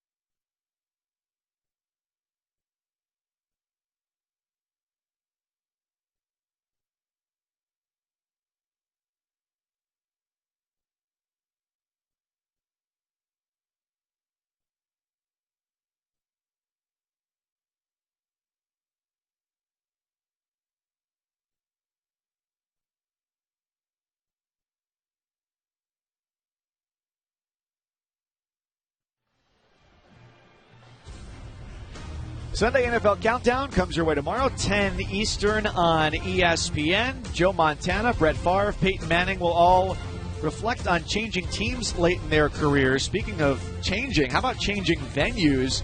New stadiums in Los Angeles, in Las Vegas, and here in Mobile, Alabama, a shining new cathedral to college football, Hancock Whitney Stadium, the new home of the South Alabama Jaguars. And their baptism of this stadium has gotten off to a good start, up 24-13 with 5:07 left here in the third quarter. Along with Dustin Fox, former national champion defensive back at Ohio State, and Lauren Sisler, I'm Mike Cousins. Glad you're with us here on a steamy Saturday evening in the Gulf South. Touchdown for Tulane, their first score since the first quarter, and the kick into the end zone. South Alabama will start the drive on the 25-yard line. that's the first time tonight I felt like maybe Tulane got a little bit of momentum on that last drive. So I think this will be vital to see what happens with this defense. And I think that long drive, Mike, it allowed the defense to catch their breath. Get some water, get some Gatorade on the sideline, and hydrate. It's so hot down there on the field. They were out there a lot tonight. So they needed a little bit of a break. Excuse me. Lovertich gives it up on first down. Carlos Davis sneaks his way to the 30-yard line, a 5-yard gain for the sophomore. Also got recruited by Southern Miss, by Troy. Jaguars were winners in week 1 against Southern Miss. And now we've got an injured member of the Tulane defense seated at the 40-yard line. It's Larry Brooks, the junior safety. While we've got a moment, let's go to the studio. Kevin Connors, what's the latest?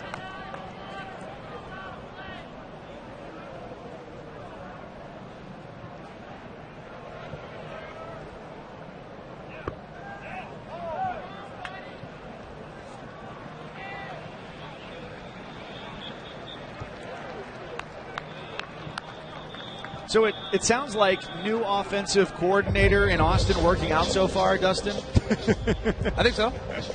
New offensive and defensive coordinators this year for the Longhorns after last year on defense especially. They gave up the most passing yards per game in school history. You got to feel like this is the year for Texas, right? Having a 4-year starter in that Tom Herman offense, it's got to be the time to turn that corner. How many times can you be back, though? I don't know. It's a good question. Only Texas can tell us. Inside 5 minutes, third quarter. Another give straight up the gut for Davis. Third down and short, imminent. You wonder if you're South Alabama. You've got 11-point lead here, just under 5 minutes to go third quarter. You've been throwing the football a ton. And now they're on the verge of going 3 and out. And it's 3 straight runs, by the way, to go 3 and out. And all of a sudden, you look at that Tulane sideline, the defense says, okay, we got off the field now. 3 and out.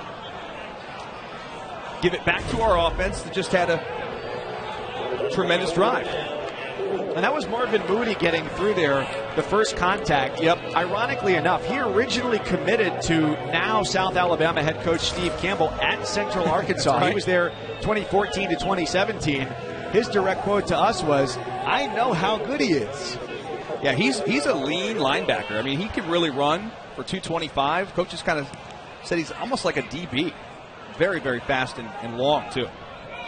Fair catch for Jones at the 33.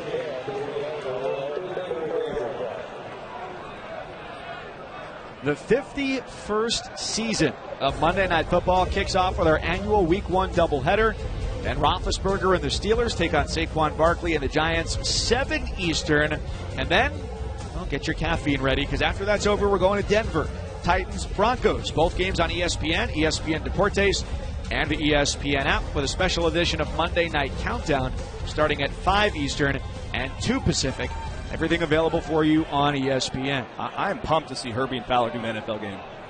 That is going to be so awesome. And it'll be Greasy, Riddick, Levy, your new main Monday Night Football crew on ESPN as well. That'll be really cool. And Maria Taylor on the sideline with Herbie and Fowler. So congrats to all involved. That's a tackle. You got to like that, right? Yeah, this is just... Oh, I lost another helmet there. But good job. That's how you wrap up. When we talk about kids at home, you watch college pro football, you drive your legs. When you drive your legs, you take the tackle or take the ball carrier back. And that's what you want to see. Howard with a nice job to conceal the ball, and then an even better job to get rid of it as he was nearly brought down. 3rd and 10 now. Well, not the ideal start to this drive. A little sloppy there at the mesh point. And they call that a green dog. What that means is, you see 48 there, Denarius Johnson, he's going to sit back and see if the running backs go out for a reception or they stay in to block. And if they do, he can then rush the passer. That's what he did right there.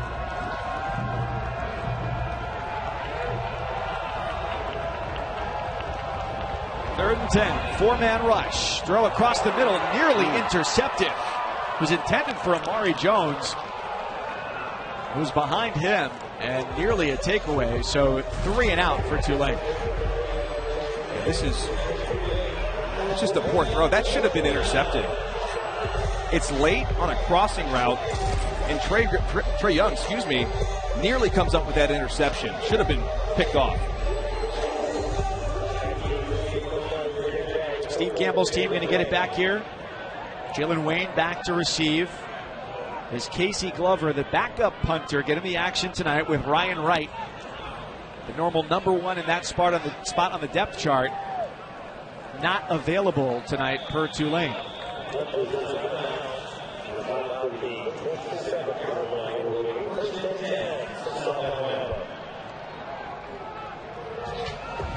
Back-to-back 3 and outs for the Tulane defense, and now South Alabama comes back and gets one.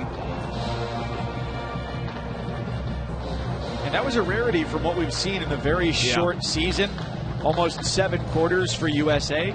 That was, on their last possession, the first 3 and out of the season in 20 possessions on offense. Good call, partner.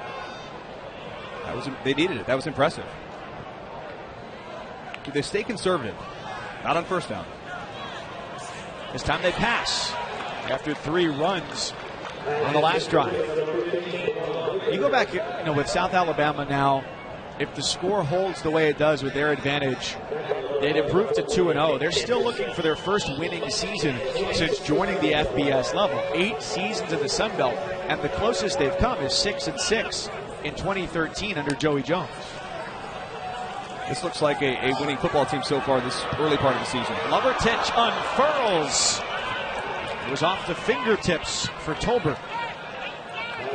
I think you have to do that, though. I mean, even though you have a lead and you want to be a little bit more conservative and run some clock, as you see Tolbert there, stays in stride, goes up and tries to high point this football, knock it out. Good defense there from Jalen Monroe, But you got to you still got to take some shots. You can't just come out here and go like they did last drive, run. Got to keep them honest defensively. And from what we've seen in almost 7 quarters is that the passing game has certainly been their strength. No doubt. Between Wayne, Tolbert, and Baker. On 3rd down, Lovertich slips one, but he can't get away from a second, and he goes down to the backfield. Patrick Johnson, the senior from Chattanooga, and preseason first-team All-American Athletic Conference, ends that drive with a sack. So watch 24 right here. He's going to get into the backfield first. He's going to blitz right here, and then he comes around Patrick Johnson to finish him off. That's what you call team defense by the Green Wave. And Dustin, that's really the first time tonight that we've called Patrick Johnson's name, a guy who has a chance on any given night to be a mega disruptor on defense. He's another one of those guys that's an NFL prospect. And last year he was not quite as productive as this season. Played half the year with a torn labrum in his shoulder. Still ended up with 8.5 tackles for loss and 4 sacks. 14.5 sacks for his career. So he had surgery on that shoulder last year after the bowl victory against Southern Miss. And Tulane now is going to have their first drive that starts in South Alabama territory tonight, as they find themselves, I'll tell you what, Mike, down by 11. Mikey, if they get a touchdown here, this is a whole new ballgame.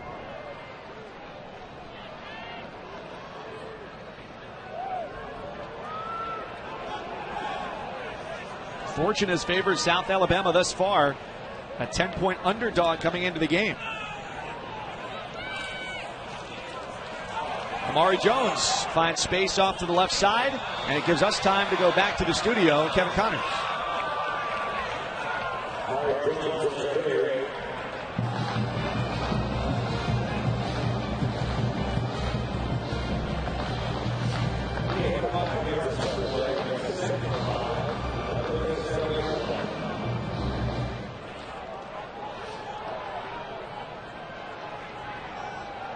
Well, it looks like Louisville will find themselves atop the hill if things continue in that trend against Western Kentucky for what was a great turnaround in year 1 for Scott Satterfield, taking them from a 2-win team to an 8-win team, the largest win increase in Power 5.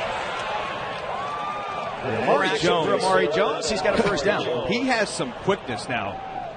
Great lateral quickness to break it. He looked like he was going to gain nothing there. He does a quick shift inside and picks up that first down.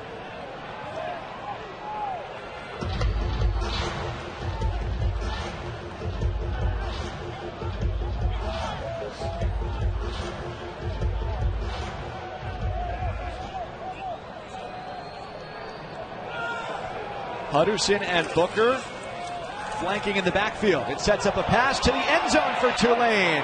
There's a flag at the goal line.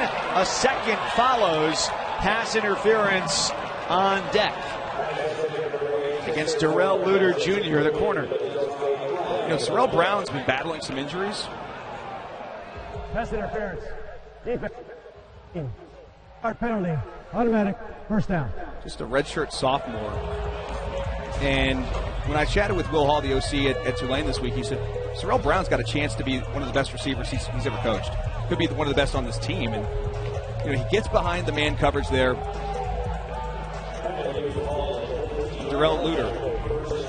And that's an easy call. You got to turn your head around and try to make a play on the football. Now, Tulane's inside the red zone. Howard gives it up. Nice tackle, stops Hutterson at the 9.5-yard line. 5-yard pickup brings us to the end of the third quarter. D. Fox, get your fours up. Got him up in the booth. Coming here in Mobile.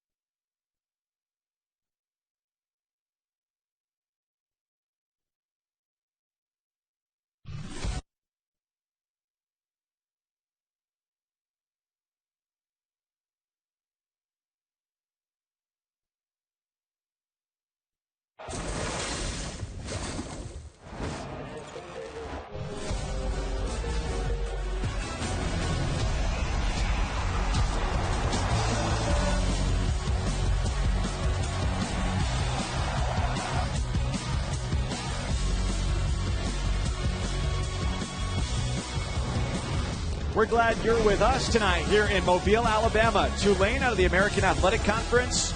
South Alabama from the Sun Belt after a scoreless first, an explosion in the second and third quarters, respectively, puts South Alabama up 24-13. But as we start the fourth, it's Tulane knocking on the doorstep. They start with a 2nd and 5, right on the 9-yard line.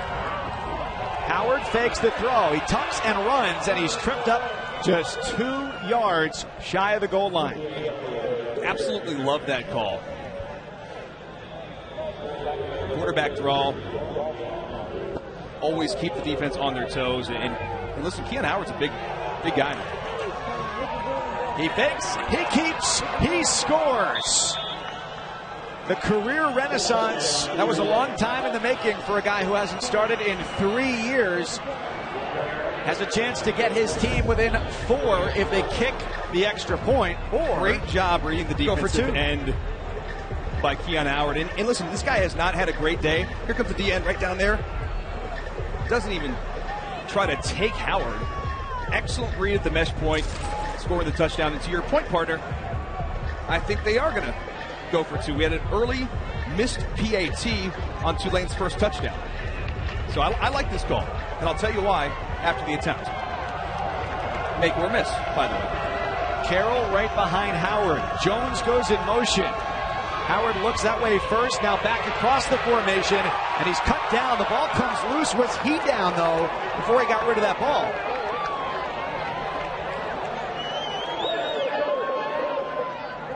Ball forward. The try is no good. Well, and you can't pass to an offensive guard. So it's 0 for 2. Yeah. Here's why I like the call. If you get it, obviously you're down 3 points. That's the ideal situation. I truly believe that analytics tell you these situations to go for because you then know what you need, right? I think it's the right call. Lauren, what you got? Yeah, guys, I just want to go back to Keon Howard's journey, and it's been one that's had a lot of ups and downs. We talked about it at the beginning of the broadcast, and you know, this is a guy that went to Southern Miss, wanted to stay close to home, sat on the bench, obviously, after starting 7 games, decided to transfer here to Tulane, and he's really a gym rat. Coach Willie Fritz said that he's one of the last guys there at practice. He's always in the film room. He's always studying. He even joked with us and said sometimes Willie Fritz beats him out of there at nighttime and says, hey, Keon, why don't you lock up and turn off the lights? So, you know, this is a quarterback that has really operated with a lot of grace, a lot of ups and downs. He came out of high school, a highly touted quarterback, and really had to just wait his turn. And here he is, obviously kind of shaking off some of the jitters early on. But it seems like he's really starting to settle into his role and wants to put the team on his shoulders and hopefully get them to another winning season. That's a great point, Lauren. I love just what we just saw. You see Keon Howard going over to his offensive line, tapping him on the shoulder pads. They're smiling.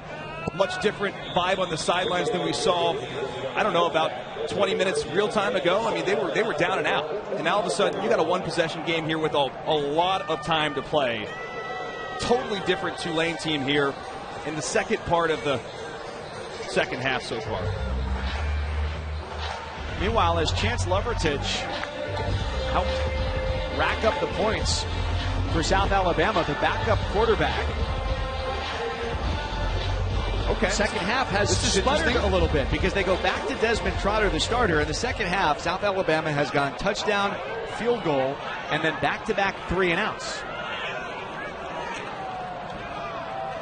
So Trotter's first snap in this half ends with him crumpled in a pile and a loss of a half a yard. I think that's exactly why they brought Trotter back in the game, his ability to run the football. I think that they want to try and run this clock as much as they can, obviously, but having him as an extra threat to run the football out of the read option, it just gives the defense one more thing to pay attention to. So I think that's what we're going to see. We'll obviously monitor that as we go here. So Trotter, the redshirt sophomore from just outside of Birmingham, Alabama, and whose grandfather is Ozzie Newsome, NFL Hall of Fame tight end. Athletic parents as well. His dad played football at Alabama State, and his mom played basketball at Tennessee State. How about the resemblance between grandfather and grandson? Almost the same smile. All right, so Trotter's going to come out of the game now. We're going to bring Chase Lovertich back into the game. And here's why. It's 3rd and 10. You got to throw the football. And he's been the most accurate tonight from the quarterback position.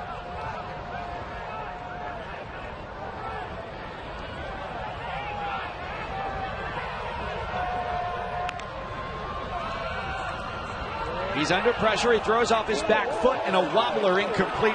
Intended for Kawan Baker. The Tulane defense rises to the occasion against 2 quarterbacks in a single drive and forces the punt team onto the field. They're down by 5 and plenty of time to close that gap. And Cam Sample, the big defensive end who's going to play in the National Football League next year, comes up with a big play on 3rd and 10 to force the errant throw from Lovertich. And boy, just like that, this game has shifted, partner. It's been a big change and a chance for Tulane to take the lead. Pressure on the punt. Amari Jones lets it take a hop, and it's going to be good starting field position on this imminent drive for Tulane from their own 42 and down by just 5.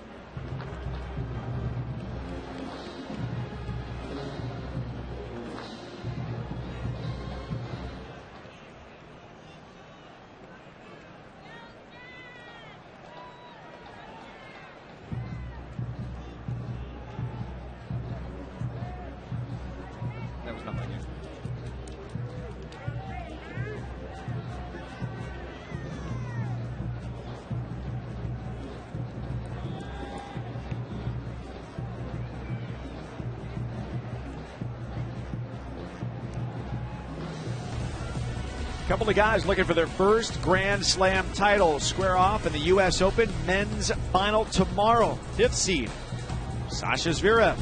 Number 2 seed, Dominic Thiem. Coverage starts with the men's preview show presented by Mercedes-Benz. 3:30 Eastern, 12:30 Pacific. It's on ESPN and the ESPN app. Better be prepared for a 5-setter tomorrow. Dominic Thiem is in great form right now. You just hope if you have to go that long that it's not humidity like we have right tonight at about those guys can go now. 80%. Tulane down by 5 as they take over here on offense. So one hopper is incomplete. Let's go to Kevin Connors. What's happening with the Tigers?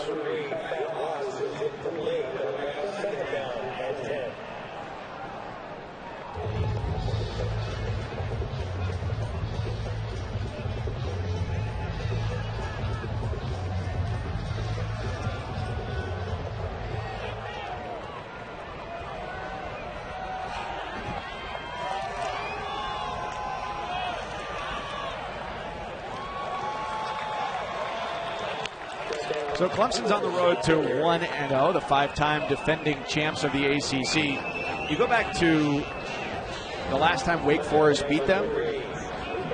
It was October of 08. Tommy Bowden got fired. Dabo Swinney takes over, becomes the head coach in 2009. The rest is history. Big third down here coming up for the Tulane Green Wave. Let's see if Keon Howard can make a play through the air. They haven't converted on their last 7, but this one is off the fingertips. Would have been a spectacular grab by Jones, and instead it falls to the turf with no forward movement for Tulane. Boy, it's a tough throw. He's got to step up in the pocket and deliver that. It's just a little high. He's got an open receiver. And frankly, I think that Michael Jones just mistimed his jump because it looked like he was in the air and just couldn't get that extra inch. Look, a little early. I think if he waits another step, he probably makes that reception. At the risk of asking you a stupid question, by the way, I'm going to say that a lot this year. They went for it just about this exact spot earlier in the game. Why not go for it here? If you were confident earlier, why not be confident now? I think 4th and 7's a little bit different than 4th and 2, 4th and 1, 4th and inches. Again, from the analytics perspective, it goes down significantly each time you back up, and you're in a passing situation, and he hasn't been very accurate. I like it. Good answer. So when football was shut down, Coach Campbell said he talked to about 20 guys a day, so 100 guys a week, because he wanted to know what they were up to, right? When you couldn't have players back on campus. And This is what they were doing. Home workouts by any means necessary. You're benching in the yard. You're benching in the garage. You're using tires for 45s. You're slugging paint cans. I think he had a pallet of flooring that he was using as the bench there. Oh, yeah, get the kids in. They said somebody was going to be getting better every day, Lauren, so it might as well have been us. Yeah, guys, and I got to tell you, my favorite one, I watched that video a couple of times, was the guy lifting the four-wheeler. That's my kind of guy. You know, you're up in the garage and you got a four-wheeler, like, you know that's the real deal. But it's amazing to see what these guys have put together to be able to stay in shape and to kind of make their home gyms, because when you're at the mercy of really having nowhere to go except for outside, that's such a big part of it. And even Jeremiah Little's talked about that, just having to sort of work out, out on the farm, obviously out in the country, and certainly just trying to do everything that he can to enjoy nature. And so sometimes you just got to take it in. When you don't have a gym, hey, maybe sometimes a mirror and a blank wall isn't the best thing. You take it in, you run out by the pond, and you get your work in the best way you know how. Hey, who hasn't turned a Polaris ATV into a shrug exercise, right? It's creative. I love it. That is my favorite one by far. Love it. Good stuff. That really makes my resistance bands seem pretty weak in comparison. You got to get creative on the road, man. 2nd and 8. A little bit behind Tolbert, incomplete. I'll tell you what, though. Coming into this game, I thought the difference would be the defensive line. You've got a D-line in Tulane that has 101 combined starts between all their starters. Veteran group. You got 3 seniors starters, right? And a couple of NFL guys. And right now, they're finally getting pressure. I think early in the game, they were winded. They're getting that second wind right now. And I think the offensive line from South Alabama's feeling it. Feeling that pressure. See if they can make a difference here on 3rd down and 8. We've got a timeout taken by South Alabama. They're up by 5, but it's a tenuous lead with 12:09 to play in the inaugural game at Hancock Whitney Stadium in Mobile.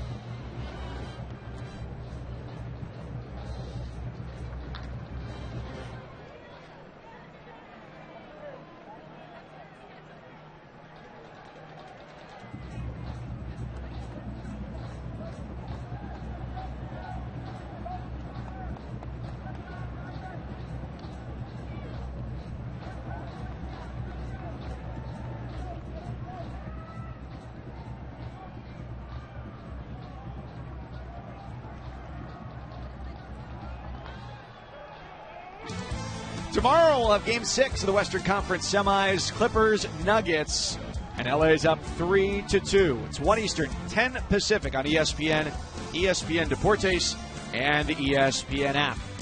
Back with Dustin Fox, Lauren Sisler. I'm Mike Cousins here in Mobile, Alabama. A 5-point South Alabama lead, 12:09 fourth quarter. And Dustin here, 3rd and 8.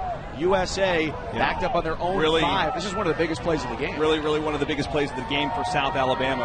And I'm telling you, watch number 5 right here. That's Cam Sample. And also number 7 right there, Patrick Johnson. Both of those players are projected to be NFL draft picks.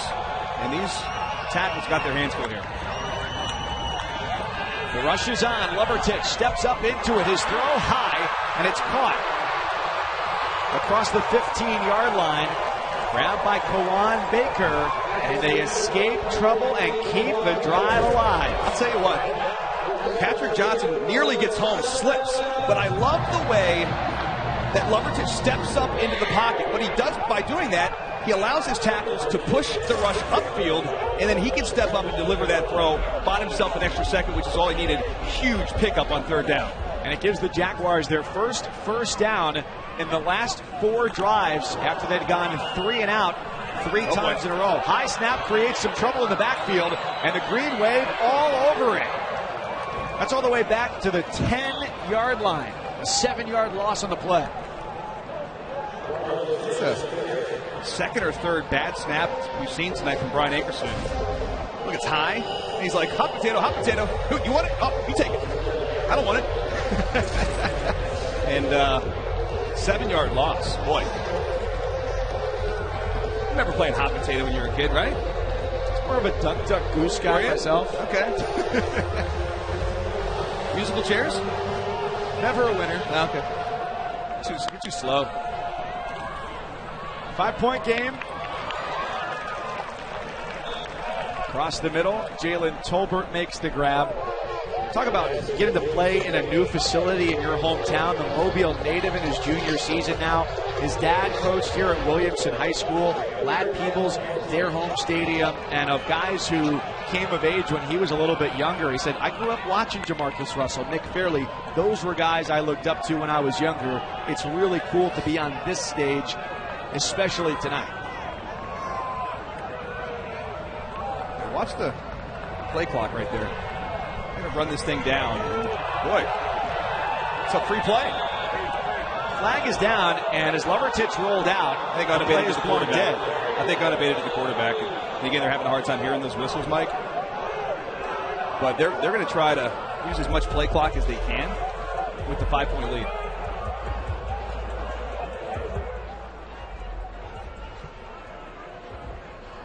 So one of the differences this year is that the officials are using electronic whistles to try and prevent the spread of air. Defense. Offensive formation disrupting the play. Devil foul. Penalty. Remains 3rd down.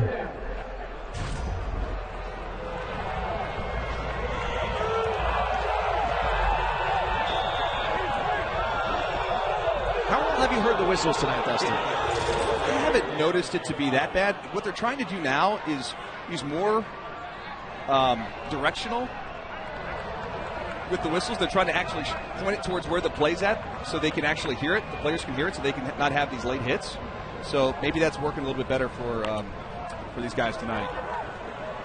Lovertich with a lob, and it's caught on the run. Another huge escape for South Alabama on 3rd down. This time it's the running back Carlos Davis with a gain of 10. Boy, they have been money on 3rd down, certainly this drive. That's just a swing pass. What happens is Patrick Johnson is supposed to take that back out of the backfield, and that's a tough matchup. They call him the Joker, so he's kind of like a hybrid linebacker. At 6'3", 255, he can run now, but that's a tough matchup to put him in, certainly when he's playing it from a defeated position from behind.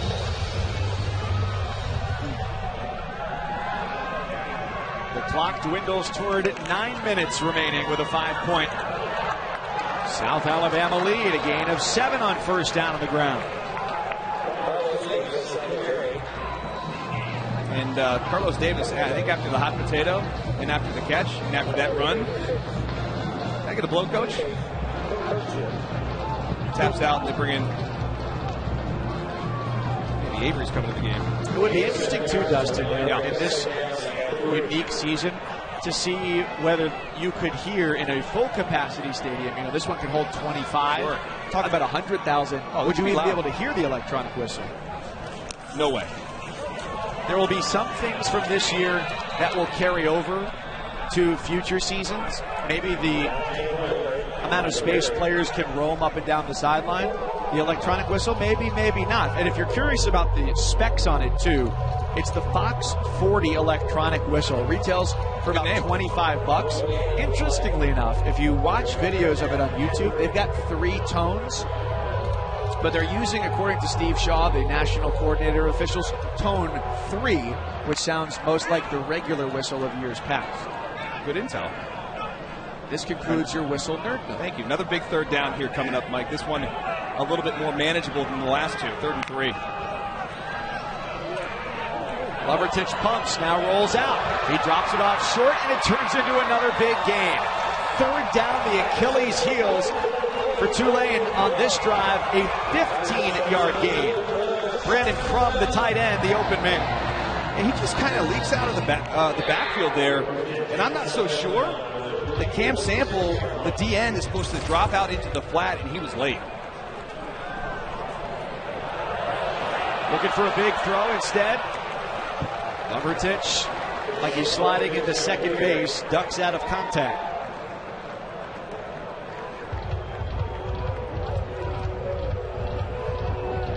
I think Mike Lovertich got a little Baker Mayfield feel to you.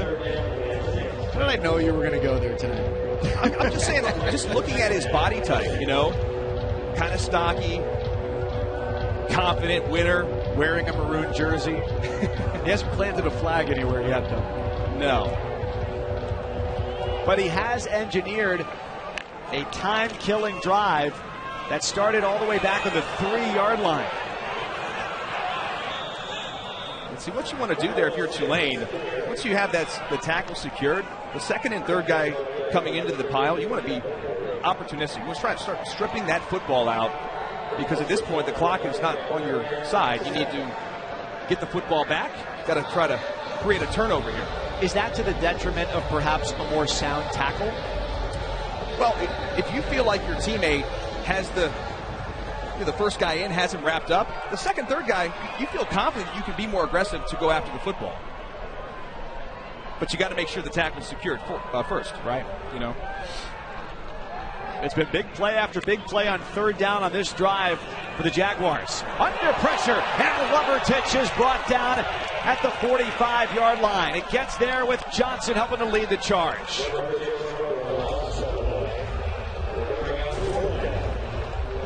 Johnson's going to be right here. He's going to do a great spin move inside. And really, there's nothing that Tyler Jernigan can do. Because he hit him with the bull rush first, and then does the spin, and that allows him the separation to get inside for the sack.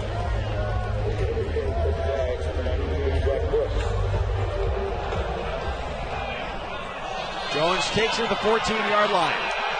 He's got an avenue up across the 30, and it's decent starting field position for the Green Wave. Time is on their side. The scoreboard is not. A 5-point deficit on the road.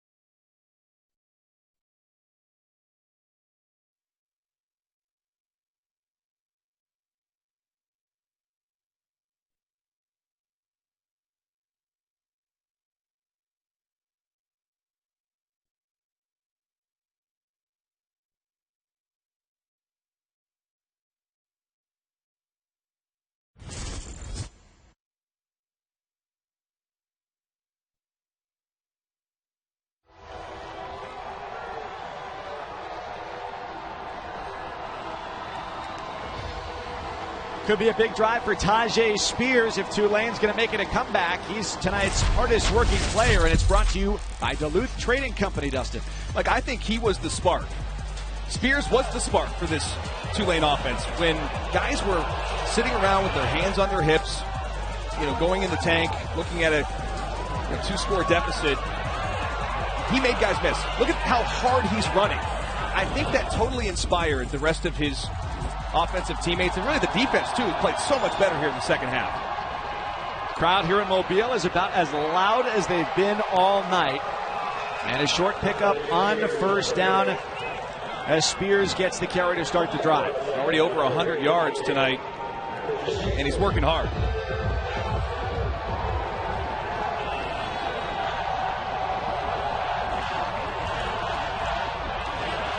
Low throw to the flat. First down and then some as Jaquan Jackson makes the grab and rumbles toward midfield. You see what I'm talking about, though? With little things like Spears getting guys going, making people miss tackles, and all of a sudden you see other players. There's Jackson there, makes a man miss, fights for the first down. You weren't seeing that sort of effort earlier in this game, and now there's a lot more energy, momentum from the sideline because you need, listen, this is a loud place. You've got 6,000 fans here. The only fans for Tulane are those dudes on their sideline. There's a sense of urgency that did not exist before. A rainbow pass and a floater that had quite some hang time finds Jackson again. A gain of 21. All of a sudden, Tulane is approaching the red zone. Like, this is probably the best throw we've seen from Keon Howard all night. Drops it right in the bucket to allow Jackson to run underneath of it, and now they're in business. Howard, the redshirt senior, fakes it, tosses.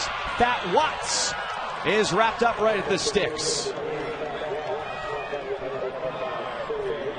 11 yards on that throw. This is one of the best sequences of aerial football Tulane has put on tonight.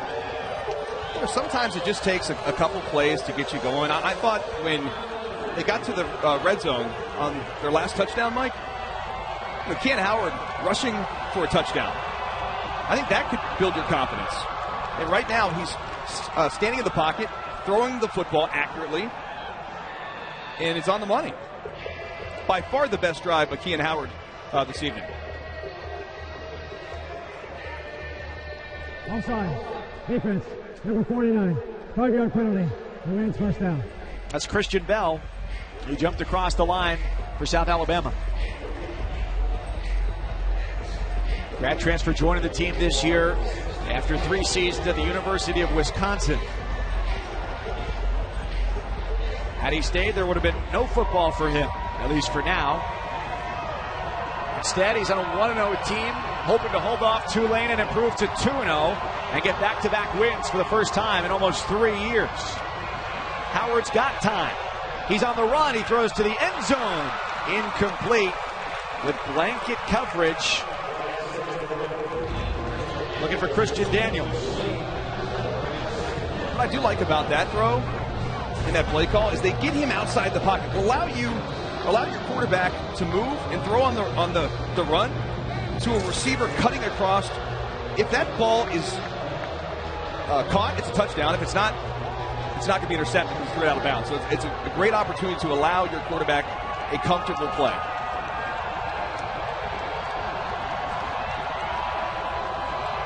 Couple of backs, couple of receivers. Jones with a burst up the middle. Jones into the end zone. Touchdown, Tulane. And with 3:18 to go, the Green Wave are in front. Their first lead of the night, and it's by just a point. It's a read option. Jones, that thing opens up quick, but a great cutback by Jones, and he's heading down Royal Street and putting Tulane back on top. After their last touchdown, they elected to go for 2 to try and make it a 3-point game. They'll do the same here. Instead of being down 3, they'd be up 3.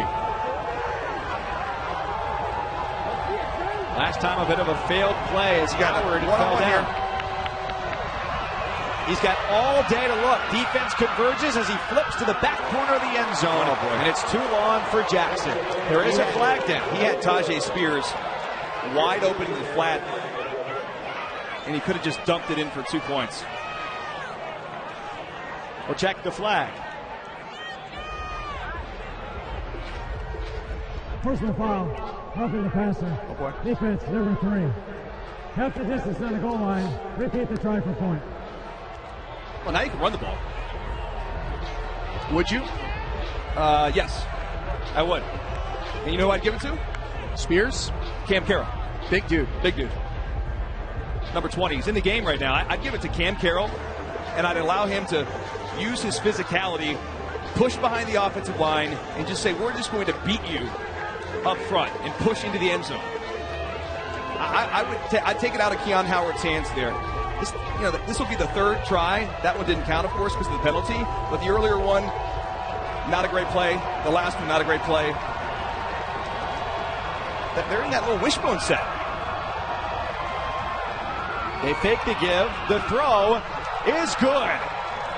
He finds Tyrick James, the junior tight end, for the 2-point conversion. And the lead is 3 for Tulane with 3 and change to go. Yeah, that's a very similar play that they ran earlier on that 4th and 2. They use a little window dressing by bringing Amari Jones in motion, and it's just enough. He turns around, and then you got a guy wide open in the back of the end zone, and a really great throw by Howard. We've got a ball game, folks. Don't go anywhere.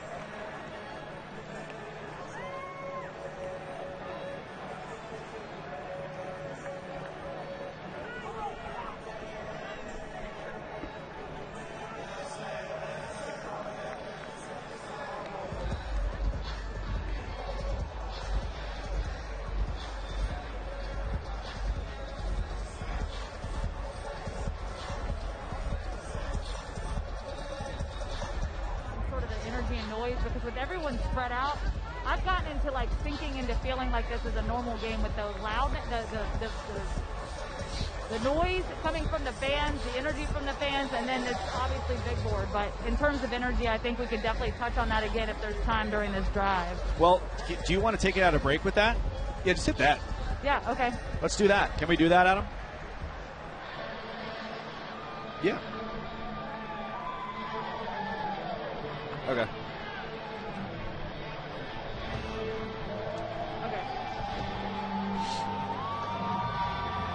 Okay.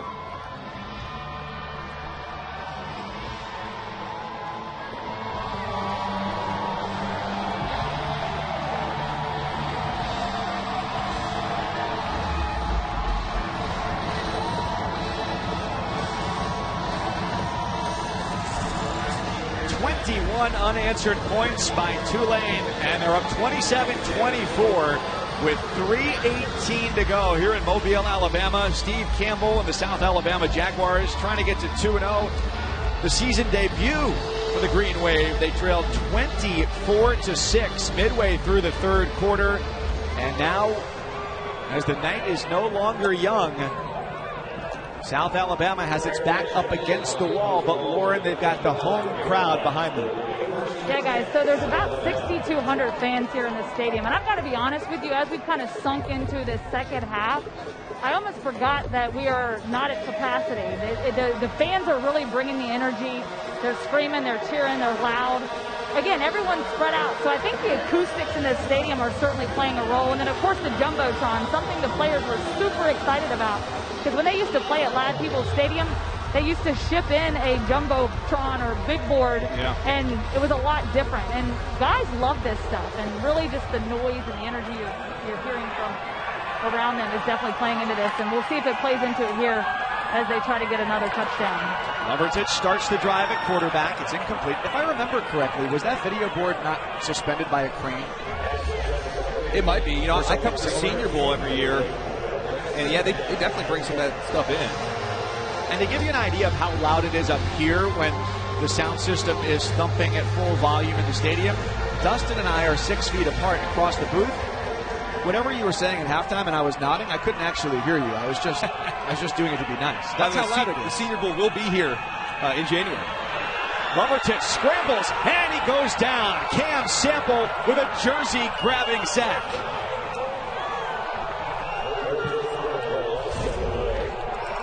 Cam Sample right here.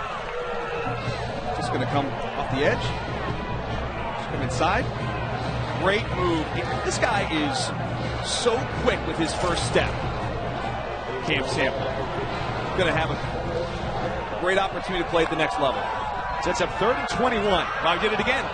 Pressure from Sample forces a throw too high. Lovertich over the head of the running back Davis. 4th down, 21.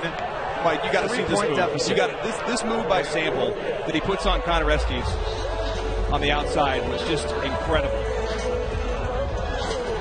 On back-to-back plays, he just slipped right by the right tackle.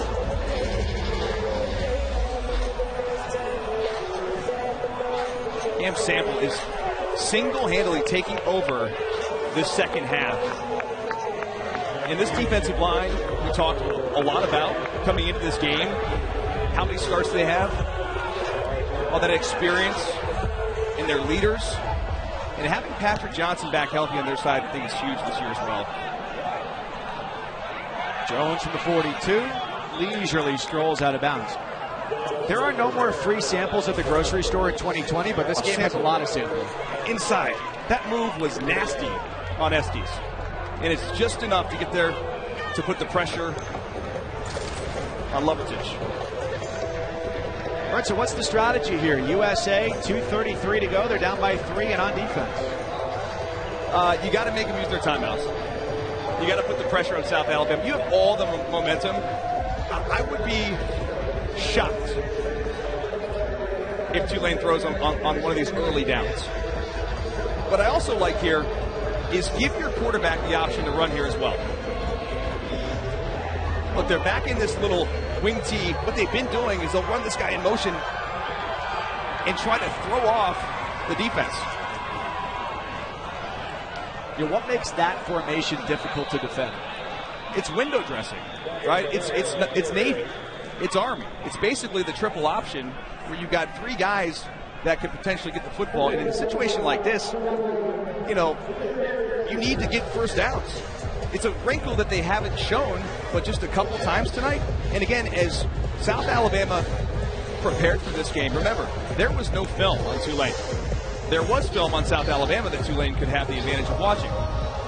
And I'm sure that's a wrinkle that Will Hall had up his sleeve, and he's used it several times tonight. And by the way, in key moments.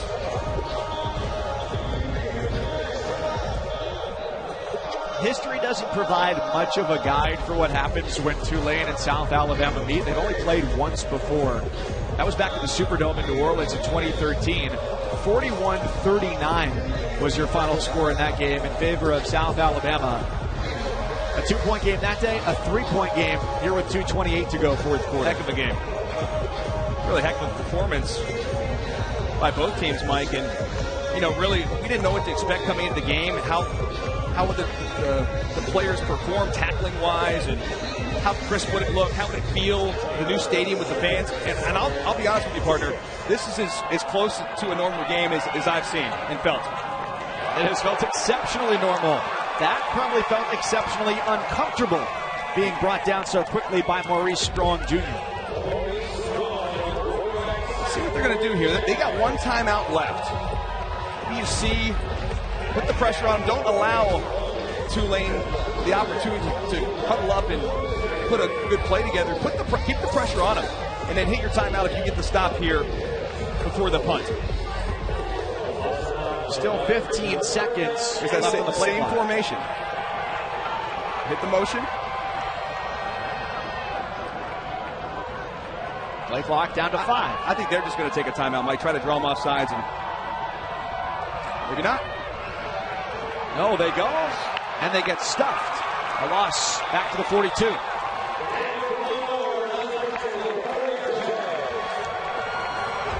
All right, good stop by the Jaguars. And they take the timeout with a minute 38 to go. So they're going to have plenty of time. And remember, South Alabama got a pretty good kicker.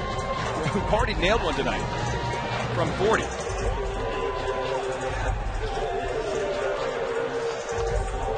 Diego Guajardo, the kicker, if they need him for a chance to tie. But don't forget, last week, 2 for 3 on field goal tries and missed an extra point. So with the college rule being different than the NFL, Mike, with the short PAT, it's so funny that those could be missed. You know, the chip shots. Right. It's the hashtag college kickers that gets trending. It's the gimme putt.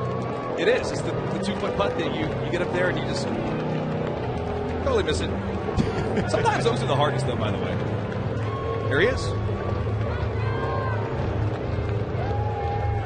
Guajardo. They have an opportunity. The punt is high, but not particularly far. And it's around the 33-yard line. Flag is down in the area of the line of scrimmage with a minute 31 to go. Well, this could be a big penalty. We'll see what it is. It's against South Alabama. I don't think it is. I think it may be against Tulane. Personal foul. Leaping. Receiving team. 15-yard penalty. Wow. That results in an automatic first down. That's the game. Whoa. That's the game.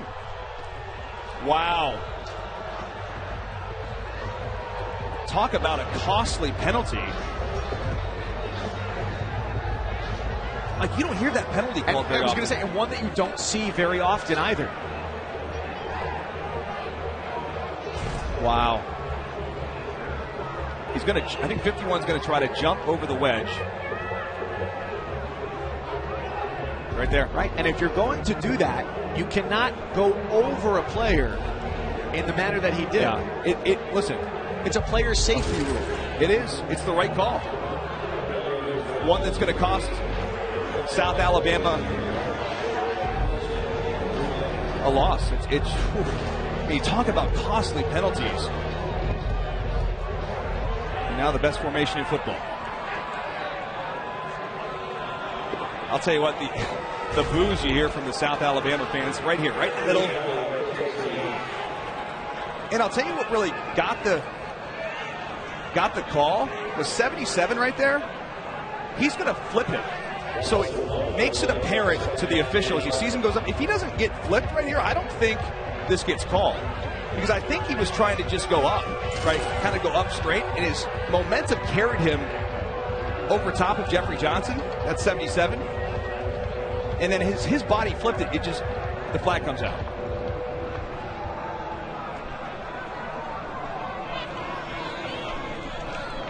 So as the rule is written, no defensive player in an attempt to gain an advantage may step, jump, or stand on an opponent. It's a foul if a defensive player moves forward and tries to block a field goal or try by leaving his feet and leaping into the plane directly above the frame of the body of an opponent. Again, not very common that you see that called. You typically see it more on field goal attempts or PATs, right? Right. That's where the leaping comes in. The leaping is more common because the guy's going to have more of a running start. But I don't know that I've ever seen that call on a punt. Well, heck of a comeback by Tulane. And Willie Fritz, they started this game off. I mean, they were sluggish. They were rusty. And Coach Campbell, heck of a job. You hate to lose a game like that. And for the people who are going to be disappointed about that call, you can jump between players or you can jump straight up in front of an opponent, but you cannot jump over the frame of his body. And that, strangely enough, is the difference tonight as Tulane trailed 24-6 midway through the third. They emerged the victors 27-24 for their first win of the year. Great game. This game was too good to end like that. Feel for the kids. Great win by Tulane. Get off to a 1-0 start. In South Alabama, nothing to be ashamed of tonight. They played their tails off. Well, an interesting day of college football, and we certainly saw a big part of that tonight here in Mobile. So on behalf of our entire crew, Lauren Sisler on the field, Dustin Fox up here in the booth, I'm Mike Cousins saying thanks for watching and so long from Alabama.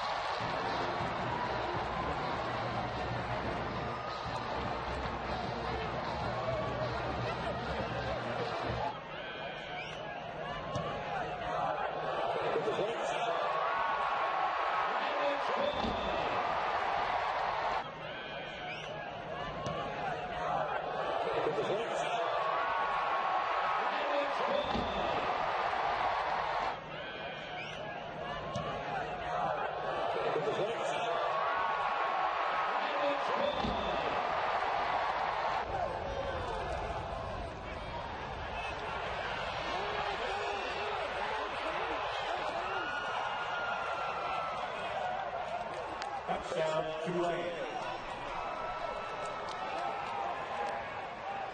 12-yard touchdown.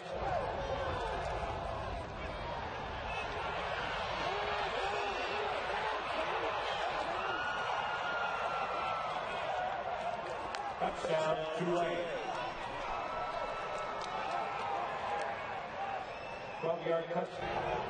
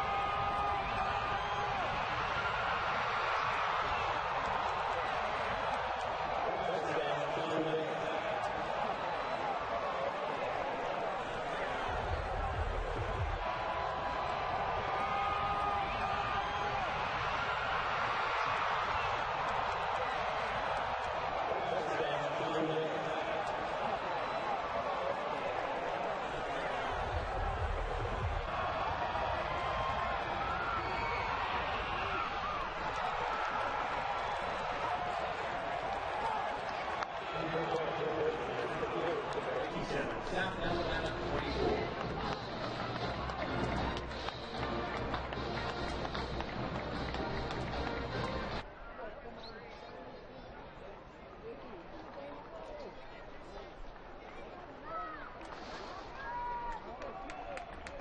Once again, ladies and gentlemen, your final score, South Alabama